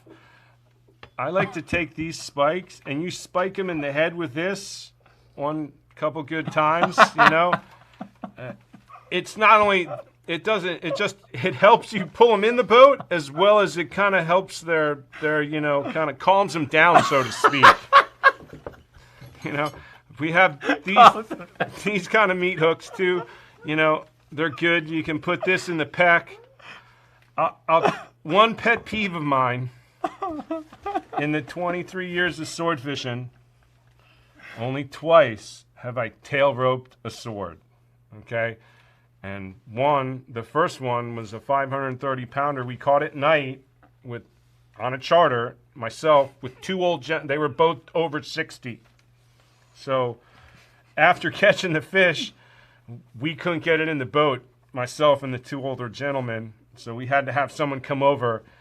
We tail roped that fish and tied it off to the side of the boat till our buddy got there. Was he still alive? No. But we were too tired just to hold him. You know, I mean, that we caught on a rod, 80, you know, no electric. People, you know, you don't want to tail rope a sword and think that that's going to help you. If you tail rope him and you don't hold his head out of the water, well, he's still down there breathing, you know? I mean... Make him breathe air, like you said. Yes, make him breathe air. You know, if you try to put a tail rope on a sword, they don't react well to that, you know? And that's when people get hurt. You know, I mean, if you need to put a tail rope on them to help you pull the thing in, but putting a tail rope on a sword isn't a method of trying let me put this in perspective here, okay? Let's say you have a 500-pound sword, okay? the base of his tail, the keel of his tail is that big. Okay.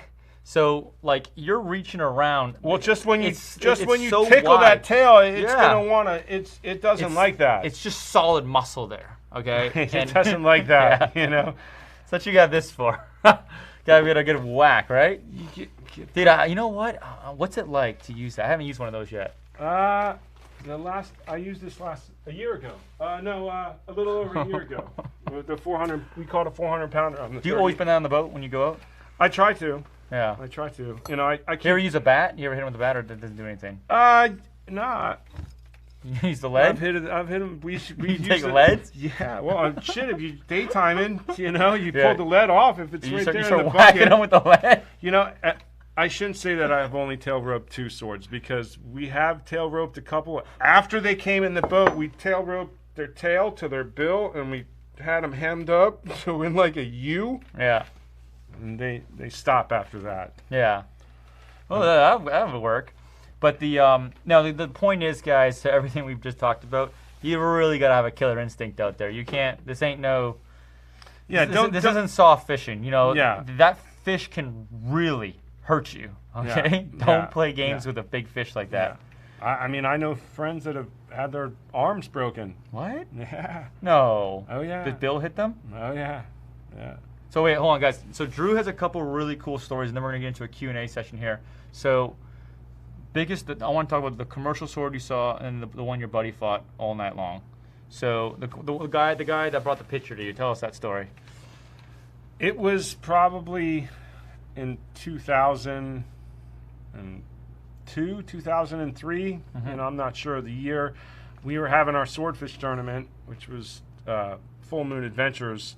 Dark Side of the Moon was, you know, a couple names of the tournaments. Yeah. You know, a gentleman showed up at the captain's meeting at the restaurant and bar that we were having at and was like, "Man, what is this thing?" I said, "Oh, well, this is a sign up to a sword tournament."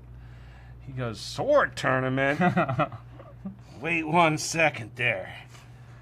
I didn't know what the guy was doing. Well, he left and then returned. And he was an old longliner that used to longline out of Merritt's when it was Triple M Seafood, Merritt Montella, which... That's all, is that Fort Lauderdale? No, at Merritt Boatyards in Pompano. Oh, okay. The Merritt Boatyard used to have a longline, you know, fleet. And they had a fish house right down the dock. Well, the gentleman brought back a picture of a swordfish, and it was only a Polaroid. And I do still have the picture someplace. I gotta see this picture. Listen, I looked, and I didn't find it in the one location. Hopefully in the warehouse. I'm not sure, but it was a picture of a swordfish. And the gentleman tried to tell me that the core was over, 1,200 pounds. Now the core, guys, is just the head, guts. It's no head, no guts. It's just meat. Yeah, there's no fins too, right? Yeah, no fins. So no fins, no guts, and no head. It probably still had its tail because that's how they used to move them. Yeah. He said that they were on a 46-foot vessel, longline vessel, and you could see it was a longline vessel in the picture, but with the gentleman standing on deck, the swordfish came up almost to, his mid-thigh, and Is it the biggest one you ever seen? Yeah. Yeah. So that fish. I mean, it was just the core. So it probably weighed 1,500-1,600 pounds. Probably. You know what I mean? That's unbelievable. There might still be some like that. Do you believe that there's a double grinder sword out there? In the world, possibly. I don't. There's a lot of deep ocean. Not here. Yeah. Yeah. There's a lot of deep. Bigger squid. There's we caught a big squid one time too. We caught a. Oh yes, guys, listen to this. He caught a giant squid. A legit giant squid. Tell us that story. It was 12 foot, probably. 12 feet long? Yeah. 12 feet from was it the tentacles or the whole thing? It might have been almost 15 with the tentacles and everything. It was massive. So we were commercial fishing, and we were running the gear, and we had, commercial buoys to where we have a buoy that has a strobe on it and had 300 feet of line with your bait. When something eats it, you go follow your ball, pick it up, and hand line the fish. That's the commercial sword fishery here in South Florida. it was a calm night, you know, big moon, and we were just sitting at the West End, and we had stopped to eat something, and out of the corner of my eye, I mean, I kind of just saw like what looked like water movement, almost like something was splashing its tail, or, you know, wagging its tail, swimming along. And my buddy thought I was crazy because he didn't see it, you know. Well, like 10 minutes later, I was looking that way because I had like, man, well, maybe we got a sword on that piece of gear over there, and he's just on the surface. So I was looking to see if there was a light swimming around or whatever. And then, you know, after 10 minutes, I saw it wave its mantle out of the water, and I didn't realize it was its mantle. You know, I was just like, man, there is definitely something over there because I just visually saw it. Like, so my buddy reluctantly, you know, he's like, all right, whatever, go ahead, drive the boat over there. When we got there, the squid, it was... What color was it? Well, that's what I was just going to say. Half of it was white, like it was, like it looked dead, and the other half was red. Really? And you could see that it was kind of like, you know, scared? changing. No, bro. You think I was scared? Yeah. It was pretty comical, you know, in a sense. Because, how big was, like, how much do you think this thing weighed? 1,000 pounds? The squid itself, the body of the squid was, we tried to get it in the boat because my buddy had said, "Oh, dude, the scientists will pay us big money for this." Yeah, I know they would. And they probably would have if we could have got it in the boat. So when you gaffed it, you remember you told me the gaff went right through it. You couldn't. It was too heavy to pick out of the water, right? Yeah, we had it gaffed, and I mean, it obviously wasn't going to live. Yeah. It wasn't like I just killed this thing. So did it eat your bait? No, it didn't. What was it doing? It was just floating on the surface. It looked like something, you know, I don't know what happened to it. It definitely looked like it had some interaction with somebody that didn't play as nice. Yeah. You know, I don't know. But we actually tried to bear hug the thing and get it. Wait, how wide was it? Was it actually this wide? No, we couldn't get our arms around the body. No. Yes. It was that big. My buddy had grabbed the tentacle, and he was trying to, you know, I had it up by the mantle, by the head, and I couldn't get my arms all the way around the top body. He had the back, and he had the gaff, and he had a tentacle, and he was trying to roll it up, and the tentacle. How big were the tentacles? Wide? Well, the tentacles popped off. Really? In his hand, and it looked like he was holding someone's leg. I mean, really? it was that thick around. Oh my gosh! How big were the suckers? They were pretty big. We kept a couple tentacles for bait. For bait. You know, my buddy said, "This is snapper bait for like the next 2 years, bro." I mean, the tentacles were like 5 or 6 feet long. You know, we had to roll them up in the cooler. Only 2 of them fit in like the 65-quart cooler. That was it. I mean, I don't even know. It might have been a 100-quart cooler, but we didn't get it in the boat. Dude, honestly, if I was out there, I don't think I would have given up. I would have done something, you know, dude, it was you know, it was like a wet noodle. I would have taken my shirt off and tied shirts together and made a stretcher or something. You know, dude. I mean, we were commercially fishing, and my buddy was like, "Dude, we got to get back there. Our I gear." guarantee you could have got, if you had that thing. I know. Probably $10,000, $15,000, $20,000. I know, that's exactly what he said too. Yeah. And it was funny. We looked later after talking about it and said, "Man, these guys brought this commercial longline boat brought one of them things back, and they paid him like $15,000." I was like, "Damn." After we left, and that was in pristine condition too. Yeah. That people. So if you could, would you quit swording and just become a commercial giant squid fisherman? I don't know if it would pay off, bro. I mean, you'd have to. I don't know where. You know, I mean, I don't think this thing made a wrong turn someplace because I don't think there's too many of them out here. No, they're in the. I know they're in the Gulf of Mexico, but they're deep, man. Like they're on the east side of the Bahamas. They're probably around, you know, in the channel there. They're in deep water. I don't doubt it. You know, I mean, there's no fences in the ocean, and I once read a story of they found a dead sperm whale. Yeah, they get attacked they get attacked by the squid. And the squid killed it. Yeah. The suction holes were the diameter of 2 basketballs. They said the squid could have been 200 feet long. Oh, imagine that bait, bro. Imagine that thing, bro. We got him on. Dude, can you imagine? Like, how strong do you think one of those things are? Those big squids. They gotta be insanely strong. Yeah.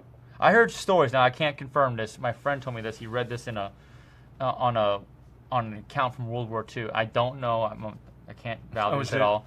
But they said when their sub sank and their boat sank and they were stuck in their lifeboats in the middle of the Atlantic. Yeah, the squid would suck them off. The squid would come up and start feeling the boats at night. Yeah. And they said that was the scariest moments. You heard that too? Well, yeah. Well, the squid have gone crazy in California or in Mexico too. And my buddy had said, "Oh man, you don't go in the water not unless you have like chainmail." And I was like, "Oh, okay." Jeez, bro, that's pretty bad. If you think you gotta, I wouldn't even think about putting it on, okay, and going in, because if that's what you need to wear to possibly go in the water, and it maybe work, all right, I'm set. Have a nice. I'm gonna stay here. You let me know how many you see down there. So last story, guys. Then we're gonna go to Q&A. So the story of the grander your friend lost. Well, again, it was my buddy that I caught that 540 with. Yeah, and he's not a BSer at all, right? No, he's caught one of the only 700. I mean, there's been a handful of big ones. Yeah. There's only been a handful of 700 pounders, and he's caught one. Yeah. So he's seen a 700-pound fish. Yeah. He was out, and I probably would have been with him, but I had a charter and a trip on another boat, and he went with just his buddy. The guy. Was he experienced? No. Okay, that sucks. No. So. He had been fishing, a good maybe 5 miles away from me, and we had been talking. And he had caught not just one but 2 decent fish. One was 200 and something pound core, and one that was probably 120-pound fish. Yeah. They hooked the 3rd fish, and he said, he never in a lifetime would have imagined, because elephants eat peanuts, but it was kind of like he didn't really think that it was. He thought he had the same thing as what he had on, that he had caught 2 fish earlier in the day. He didn't realize the caliber of fish, which just goes to show you could have one on that's 60 pounds and it fight like one that fools you that's 600 pounds. Yeah. When they got it up, it slacked him off. It dogged him for a while. He said it took him about an hour before he got to the lead. And when he got the lead off, the fish slacked him off, and it went under the boat. Did he see the fish yet? He had not. Yeah. But he figured it was, maybe 300-pounder or whatever, Yeah, kind of like what he, the first bigger fish he had caught. Yeah. Inboard boat doesn't respond well to I mean, his boat, when you turn, you got to give it something. You can't just put the boat in gear and think it's gonna, that's the thing with swordfishing too. Sometimes they get crazy and you have to drive the boat just as crazy, and get out of the predicament that they've put you in. And it went up under the boat and came out on the other side, and he told him to spin, go ahead, spin, before it had got him to the other side of the boat. And he didn't get the boat around to, circle so that it would come out. Yeah. The line got in the wheel, or the running gear. Yeah. And the fish didn't come off. How, he doesn't know. It started to spin his boat into the current, and he gaffed the line from the other side of the boat, because he was in his running gear, and he started pulling. He's like, oh, well, maybe we can just, not have to deal with this shit in the running gear and pull and maybe get a shot on him. Yeah. Once he did that, the fish popped up, and was, you know, On the surface? on the surface. How far? 100 feet away? 100 feet away, maybe 80 feet away. And he said the 700-pounder he caught didn't compare to what. So it was a minnow. What he had. He ended up getting enough slack line. Yeah. To where he cut behind him. Yeah. And tied it off. Had the kid hold the line. He tied a bowline and clipped to his fight line. You know, the dart basket line, whatever. Line, yeah. A lot of people too, like commercial sword fishermen, they have fight lines to where once you get your fish up on the gear, you can take your ball off and the 100 feet of rope, and you can clip a 1,000-foot basket, a fight line, we call it. You know, it's basically a dart line that's not attached to a dart. You just use it to fight your fish at night commercially. Yeah. He clipped that on, and that was at about 4 o'clock in the afternoon. Yeah. And it was, I think, 14 hours later. 14 hours? It was the next morning, a little before the sun came up. So he saw what he had on, and he realized, I'm gonna die trying to catch this thing, because he realized at that point, he's seen this fish. This is it's got to be over 1,000 pounds, right? Yeah. I mean, he told me what he thought it weighed, and he said, you know, I don't even like saying it because people will hear it in the future and they'll be like, that's just a fish story. Yeah. You know, I believe him because I fished with him for many years, and I know he knows what he's talking about. And you know, he said how big? He said probably 12 to 1,400, 1,500 pounds, possibly. You know, I mean, it's hard to tell because once they get and it's off Florida. Yeah, Pompano. Yeah. I mean, once they get so big, they don't get longer. They get big. Wide. They get anal girth. Okay, to where, you know, a 400-pounder has this much anal girth, a 600-pounder has this, and an 800's got this. You know, I mean, it's like they don't. An 800-pounder isn't 15 or 17 foot long. Yeah.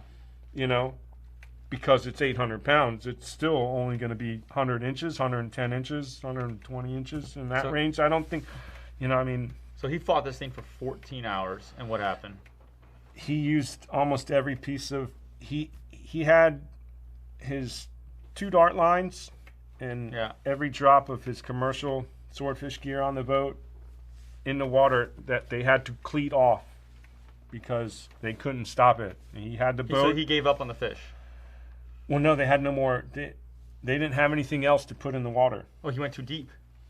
Well, it had so much line out, and it was, you know, whether it was on the bottom, you know, a mile that way, there was so much belly. He just cleated it off and hoped for the best. He said he ran the boat for about an hour and a half just to the southeast with the line cleated off. And he said the whole time the line was just ping, ping, ping, ping, ping. Like if he stopped, it would pull the boat. You know, if you took the boat out of gear, it would put more pressure on it. So it wasn't like, after an hour and a half or so, he said it started to... You think the fish died and it was on the bottom? No, because he said after an hour and a half or so, the line started to scope further up instead of being straight down. And that's when he started to gain. And from then until like just before the sun came up, 5:30, 6 o'clock in the morning, he said when it pulled, he had pulled all the line back in the boat from all his droppers. He had pulled the first. So he made headway. He was only 400 feet or 500 feet from the fish again. Oh. And he said he felt it wag its head, and he kind of like it, and then when it wagged its head again. I mean, so when you pull fish and you hand line them, sometimes they'll wag your head. And it's not just like it gave. You can feel it like almost start to slip, and you're like, you know it's coming. So let me ask you a question. If we, I'm saying we're not, it's not gonna happen. Let's say we hooked a fish like that on Sunday. Let's see. I mean, on a rod and reel, because he had it on a hand line, it would probably take even longer than that, right? You know, like I said before, it takes a massive amount of pressure to kill big ones, to catch big ones, you know, and sometimes people are like, oh, well, we fight ours with 7 pounds of drag. You know, How much drag do you use? I'll start the fight off with maybe 15 pounds of drag. Yeah.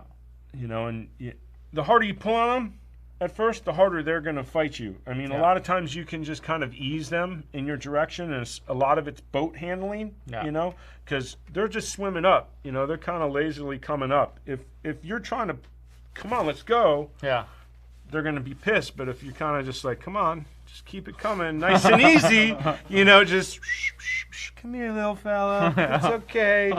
You get a little bit more result, and a lot of times you'll get a shot in the beginning. Yeah.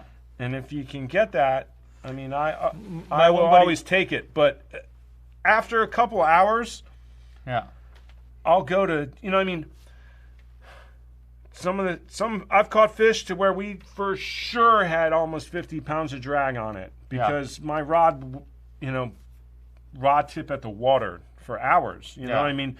Obviously, you don't go. I like you want to wear them down. You know, you don't want to go 50 pounds of drag immediately at the beginning of a fight, right? You know, I mean, you slowly want to work into that. And I mean, you know, I always like, you know, I mean, you get to a point where you kind of see what the fish is doing, whether he's circling or if he's just swimming down there, swimming in the current. If he's just down there swimming in the current, you have to try to do something that's gonna help you along, because if you sit there and fight a sword that's big, you know, not 200-pound big, but 400 or 500 or 600 pounds. No, like 200-pound isn't big. I mean 200 pounds is big, but it is big, but these things get a lot bigger than that. Yeah, I mean, if you fight a 200-pounder, some people think a 200-pound fish is big. You know, and I mean, it's a nice fish. You know, I would say you could kill like a 200-pounder with 10 pounds of drag. Yeah. But it's going to take you a couple hours to where. But you know what? I know we have some bass fishermen. So if we were, like, and I always like to use a bass as an example, right? So like, would a 200-pound sword be equal to catching a two-pound bass? I mean, how many 10-pound bass? No, that's like a 5-pounder. That's like a 5-pound bass. 5-pound bass. So what's a 500-pound sword? Oh, that's a good 12-pounder. Okay. Okay. So that's a 12-pounder. Okay, for you bass guys, for a 12-pounder, if you see him eat it or whatever, you know you have a big one on, do you turn down your drag tighten it all the way up and be like, come here, buddy, you're coming in? No. Usually you don't get too many of those 12-pounders to the boat. You know, if that's your method. You have to try to, I mean, you want to play them out. You know what I mean? Yeah. Obviously, you can't do that all day with only 10 or 12 pounds of drag, because 10 or 12 pounds of drag isn't a lot of drag for a fish that, you know what I mean? That can fit a 5-gallon bucket down his throat. Right. We've had fish to where it was 400 pounds, but a couple of us were like, oh, dude, it's only 200 pounds. You know, oh, no, we saw it. It was like 200. And, you know, you kind of think, all right, well, you know, it's fighting a little harder than, you know, maybe we should bump up the drag, or maybe we shouldn't. I always try to go a little while fighting the fish and try to tire them down, let them do their maneuvers and come to the surface and run around and go back down 300 or 400 feet, go down back to the bottom, because, you know, you're going to get them back up. And obviously, if they're hooked, they're hooked. Oh, yeah. If they're hooked, if they get that corner of the mouth, that thing right there, it's game over. Right. I mean, the only thing that's going to screw you over is a head shake. Correct. And I mean, even if they wag their head or shake their head, if it's hooked good and drilled, it doesn't matter how slack it is, because the line can lay there limp, but that hook is still drilled in the side of his mouth. I mean, sometimes you do rip holes, but sometimes I've had it to where the hook and the shank were it was as tight as it could go up against its mouth coming out, so it wasn't like you could get a lot of play. And even if there was that hole, you know, it's not coming out. Right. All right, guys, so we're going to open up the floor now, Q&A session. Any questions you have about sword fishing or even other fishing, but mostly sword fishing. Let's keep it sword fishing for right now. If you guys have a sword fishing question, fire away. We're going to start answering some fan questions here. So the rod and reel we used in the that we had earlier, that was a Hooker Electric 80 wide spool with 80-pound braid, and we had I wish I had a Hooker Electric swordfish rod. So you want a bent butt rod, and you're going to want to put that in a swivel rod holder so you can maneuver your rod and you know, adjust it accordingly with the current. They do make inserts that you can drop in, but if you're really, the best way to do it is get a Gemlux rod holder, the swivel rod holders, you know, and then that way you. Have you ever done the golf ball trick? I have, but I just don't feel. You know, it kind of sketches me out that it's a golf ball or a lead that's at the bottom of the rod, and your rod isn't necessarily locked in as well as it would be in a rod holder. Have I done that in a pinch? Yes. But so here's a question here. What would be the max depth to fish at? You know, we've tried some spots off Jacksonville that were, and there's even a deep spot off Lauderdale that were 2,400 feet. But again, I mean, the difference between 1,700 feet and 2,400 feet to a swordfish is nothing. I don't think as much. Yeah, it's like, you know, there's no difference between those depths because 2,400 is. I don't think the bottom's any colder or darker than it is in 1,700. So here's a question I have. So could you be in like 6,000 feet of water and drop your bait down 1,800 feet and you can find swords there? Well, that's how they're doing it in California now. Really? Yeah, and I don't think they're necessarily fishing in 6,000 feet of water, but I think it's somewhere around maybe 3,000 to 2,000. Our same kind of depth range, maybe a little bit deeper, but they're fishing their baits, down 800 to 1,200. At night or during the day? During the day. Really? During the day. So it can be, you're not really bottom fishing the whole time. Yeah, I mean, we fish 2 rods. Sometimes we'll fish 3 rods. And our 1 rod is on the bottom. Our 2nd rod we'll have attached to a buoy that'll be, 1,200 feet down, 1,400 feet down, 1,000 feet down, in that range. We have different marks where we clip our buoy on, which will designate whether it's at 1,200 feet or 1,000 feet, so that we're not just fishing the bottom water column during the day. We're fishing that next level up, because a lot of times you'll find that the scattered layer, which is the small microorganisms that the bait, feed on, which is kind of the whole start of the whole, food chain, that a lot of times it might be 1,000 or 1,200 feet deep. So, there'll be times when we're daytime into where we'll reel our bait up, 300 or 400 feet off the bottom. So, yeah, I've fished in 3,000 feet or 3,200 feet. We've tried. So next question is... But there was too much current. Yeah. The next question is... Okay, well, someone's saying, can you use the same techniques in here in Australia? Yes, these techniques you can apply anywhere with current. Even without current, it's the same techniques. Yes. What kind of bait and stuff for? We kind of talked to that earlier when we were rigging the baits. Bonita, dolphin, barracuda, anything. Snakeheads. Snakeheads are great bait too, yeah. Snakeheads, sand eels, squid, and wahoo bellies, wahoo bellies are good. I mean, anything that you can get your hands on that is smelly, bloody, and fresh, good. Red meat. So, favorite recipe for cooking swordfish? Man, it's on the Lingram Pittman website. Is Carol's Delight, I think, or Carol's Swordfish Delight. Is it good? It's mayo, Parmesan cheese, Tabasco, green onions. And pan-fried, oven-cooked. You broil it in the oven for about 7 or 8 minutes. Yeah. You have that mixture, a little Tabasco too.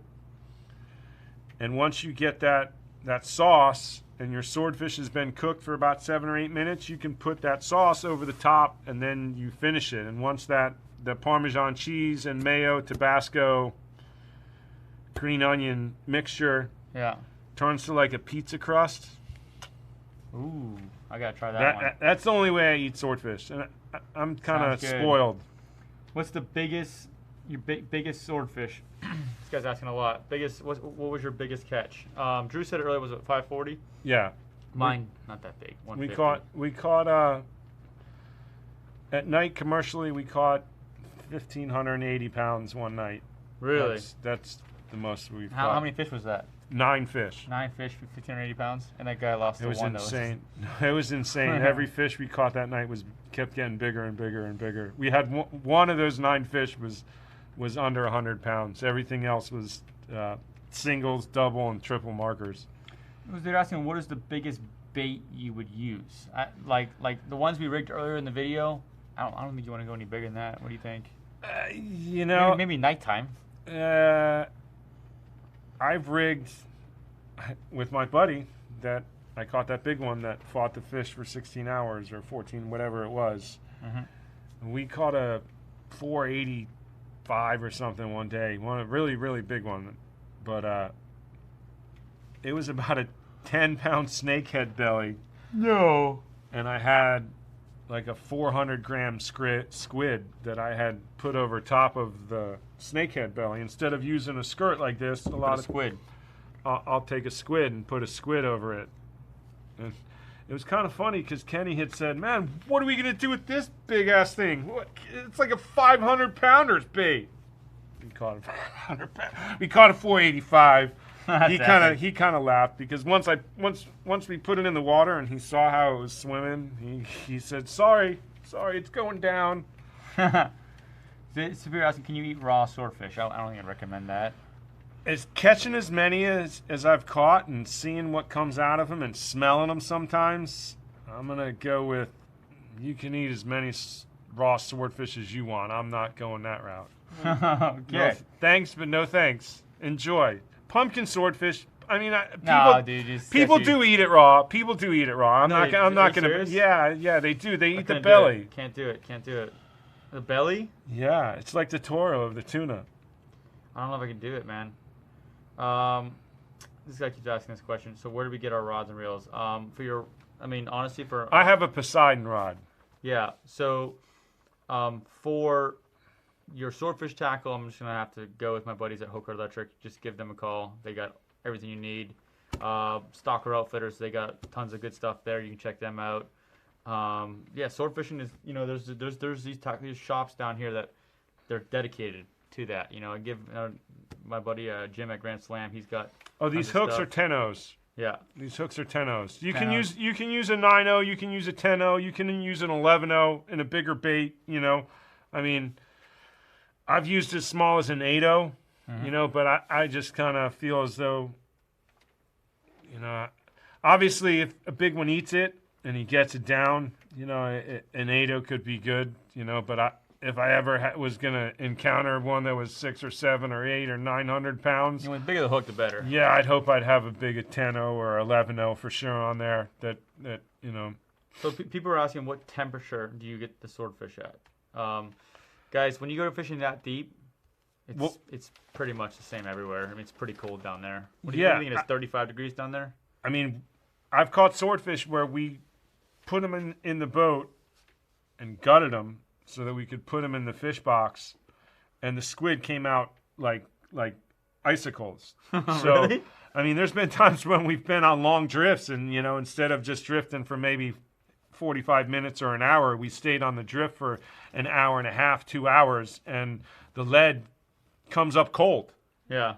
Not like oh, this is a cold water, but like oh my word, it hurts to touch it. Yeah, cold. It's dark down there. There's not much heat.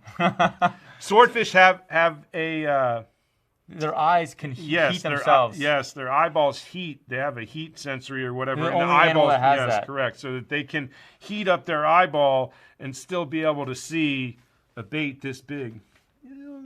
This little guy, in 2,000 feet where it's pitch black, and still get it. So people are asking, what type of day do you go out? You like windy or do you like calm? I've seen both ends of the spectrum at both ends of the spectrum, in a sense. I've seen it to where it's been great when it was calm, and I've seen it where it sucked when it was calm, and there's been a couple of nights to where, again, daytime fishing and nighttime fishing, obviously, if it's really rough during the day, it just makes it a little bit tougher because of all the, motion. especially when you hook something. But I mean, I've had some pretty good fishing during the day when it was like people were like, "You went out," to where we fished in 6 or 8, 10-foot seas. Oof, miserable. You know what's funny though?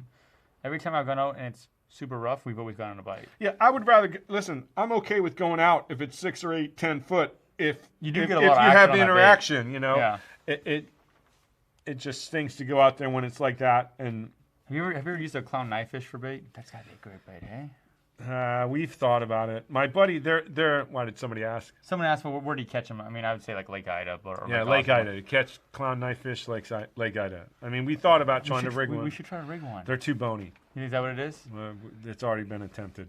Favorite spot to go fishing? I'm going to answer this, guys. In the ocean. No. Where the fish are biting. Okay? Yes, that too. Yeah, because the ocean's vast, but it's the bite and where the fish are is highly concentrated. I mean, my favorite place to go fishing would probably be like New Zealand. Okay, have I been there? I haven't been to my favorite spot. I was supposed to be there. I know. We know.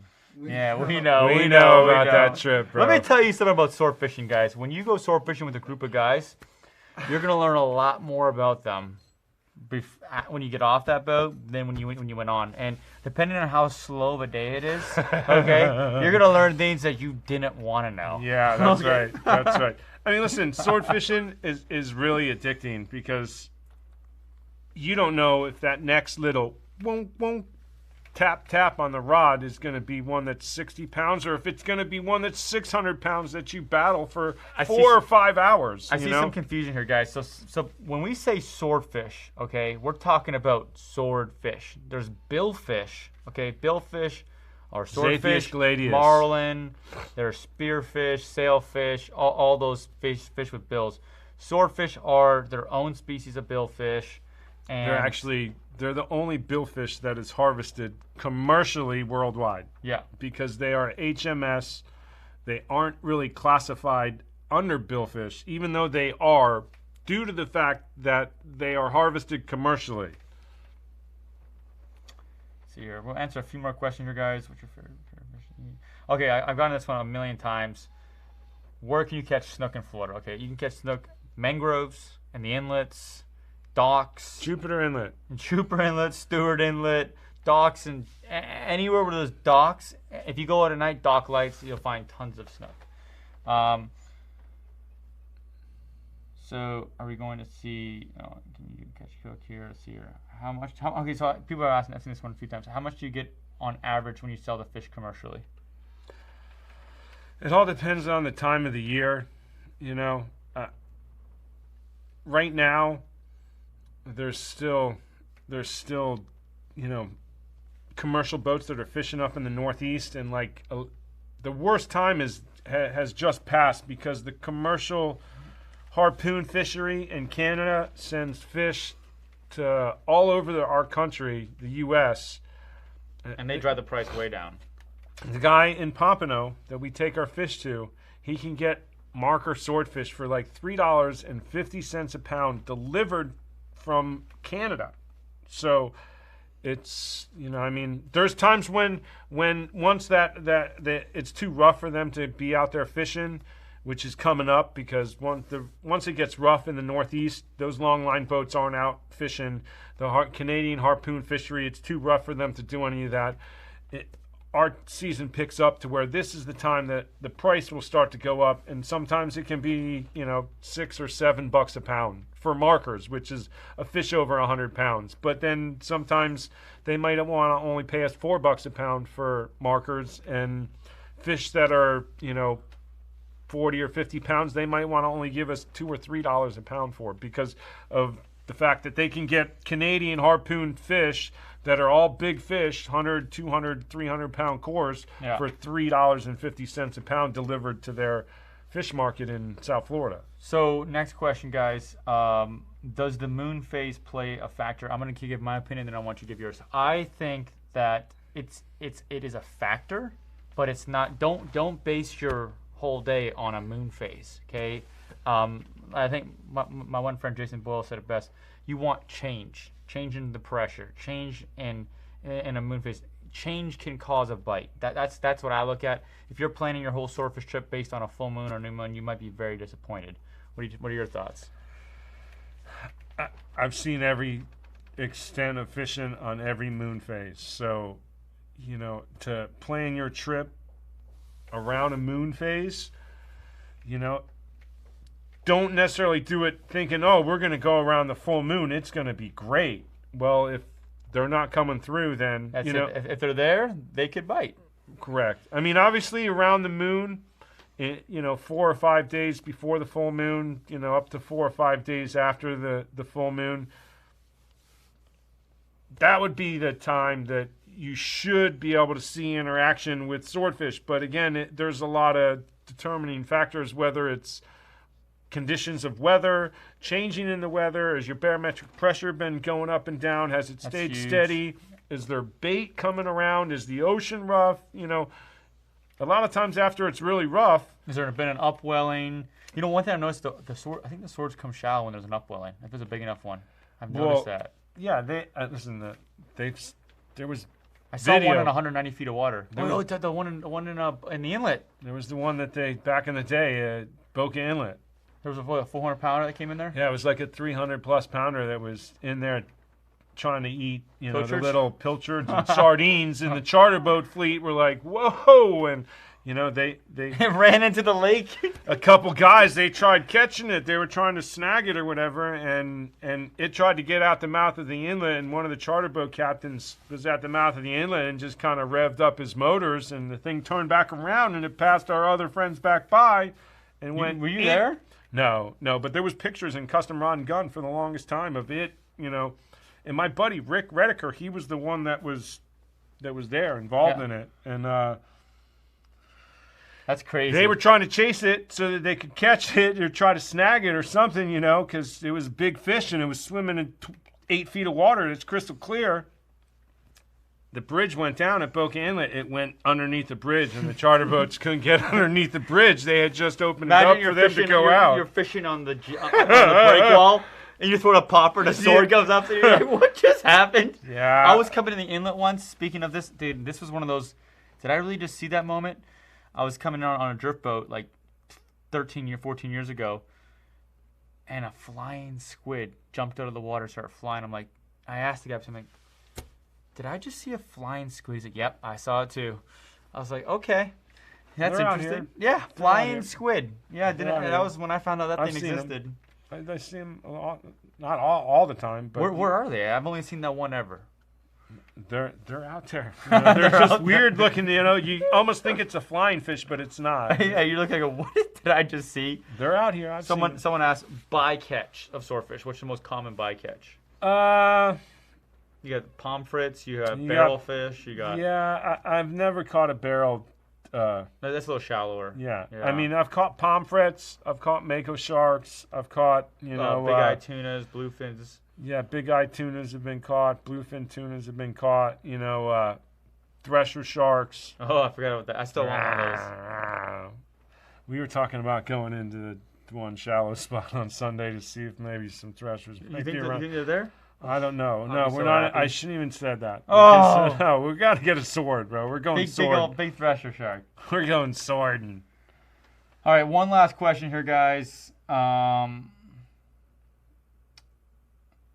we'll do this. What can you do using the trying to see if there's a swordfish question here because there's a lot of other fish questions. Everybody's asking, what's your biggest fish? What your biggest fish, and there's you have your biggest fish, your biggest shark, and your biggest catfish. So what's your biggest shark? What's your biggest fish? Let's start with that one. Let's start at the top of the list. I mean, probably that 540 sword. I caught a 540 during the day. I caught the 530 at night, and we caught a 502. I don't know, 7 or 8 years ago. We caught a 498 in the sword. What about like have you ever caught a thresher shark that was bigger than the swords? Or anything else? Any kind of shark? I've caught a couple makos, and I mean, they were bigger than the sword. They were bigger than the 500. They were bigger than the 540-pound sword. I didn't eaten mako, fresh mako? so yummy. Gosh. Yeah, I'm not a. Not a It's like guy? cat food, bro. It's like cat food. Okay. So my biggest fish, guys, is it would either be the sawfish, the big sawfish, or that was like 17, 18 feet long. yeah, big. monster. And then I fought another one that was bigger, that was like 20 feet, and that thing was probably like 1,500 pounds. Fought that for 2.5 hours, and then the hammerhead we caught Greg Norman, the 14.7, that was like 1,300 pounds. So those are the two biggest that we have. We also have the big tiger shark in the Bahamas. Biggest catfish, probably 40 pounds. How about you? I mean, are we talking about any catfish? Are we talking about like the ocean catfish, aka any, swordfish? Any kind of catfish. You know, like real catfish with whiskers. Kitties. Kitties. Yeah. Were you ever my biggest catfish is 3 pounds 4 ounces. Wow, you've got that right. I don't know. I haven't weighed too many catfish lately. The maker shark we caught was maybe 700 or 800 pounds. How do I prevent the sword from wrapping up in the line? There is no way to prevent that. Okay, obviously, when a sword taps your bait, you know you're going to see your tap. You know, I like to drop the rod, drop the bait back maybe 20 or 30 revolutions, and slowly, not a rapid descent, and just do like you would do with any other fish. You know, when he starts to eat your bait, you kind of give it to him and give it to him. You know, I mean, you can't just straight. If you straight just free spool it, that's how the bait drops too fast and the sword reacts crazy, and that's how they can get wrapped up. If you just kind of slowly descend it after he hits it, that a lot of times I feel gives you the best chance for him to come back and whack it and eat it again. So, I mean, how do you not wrap up a swordfish? You know, get a swordfish wrapped up in your leader. Don't go sword fishing. There you go. All right, you know, so I mean, last it's almost question, impossible. Last question. All right, what's the weirdest bait you've ever caught a swordfish on? I have one in my truck. I was fishing with Nick Stanzik, and Nick and I had a really crummy day. I think we had probably lost. It might have been 5 swords.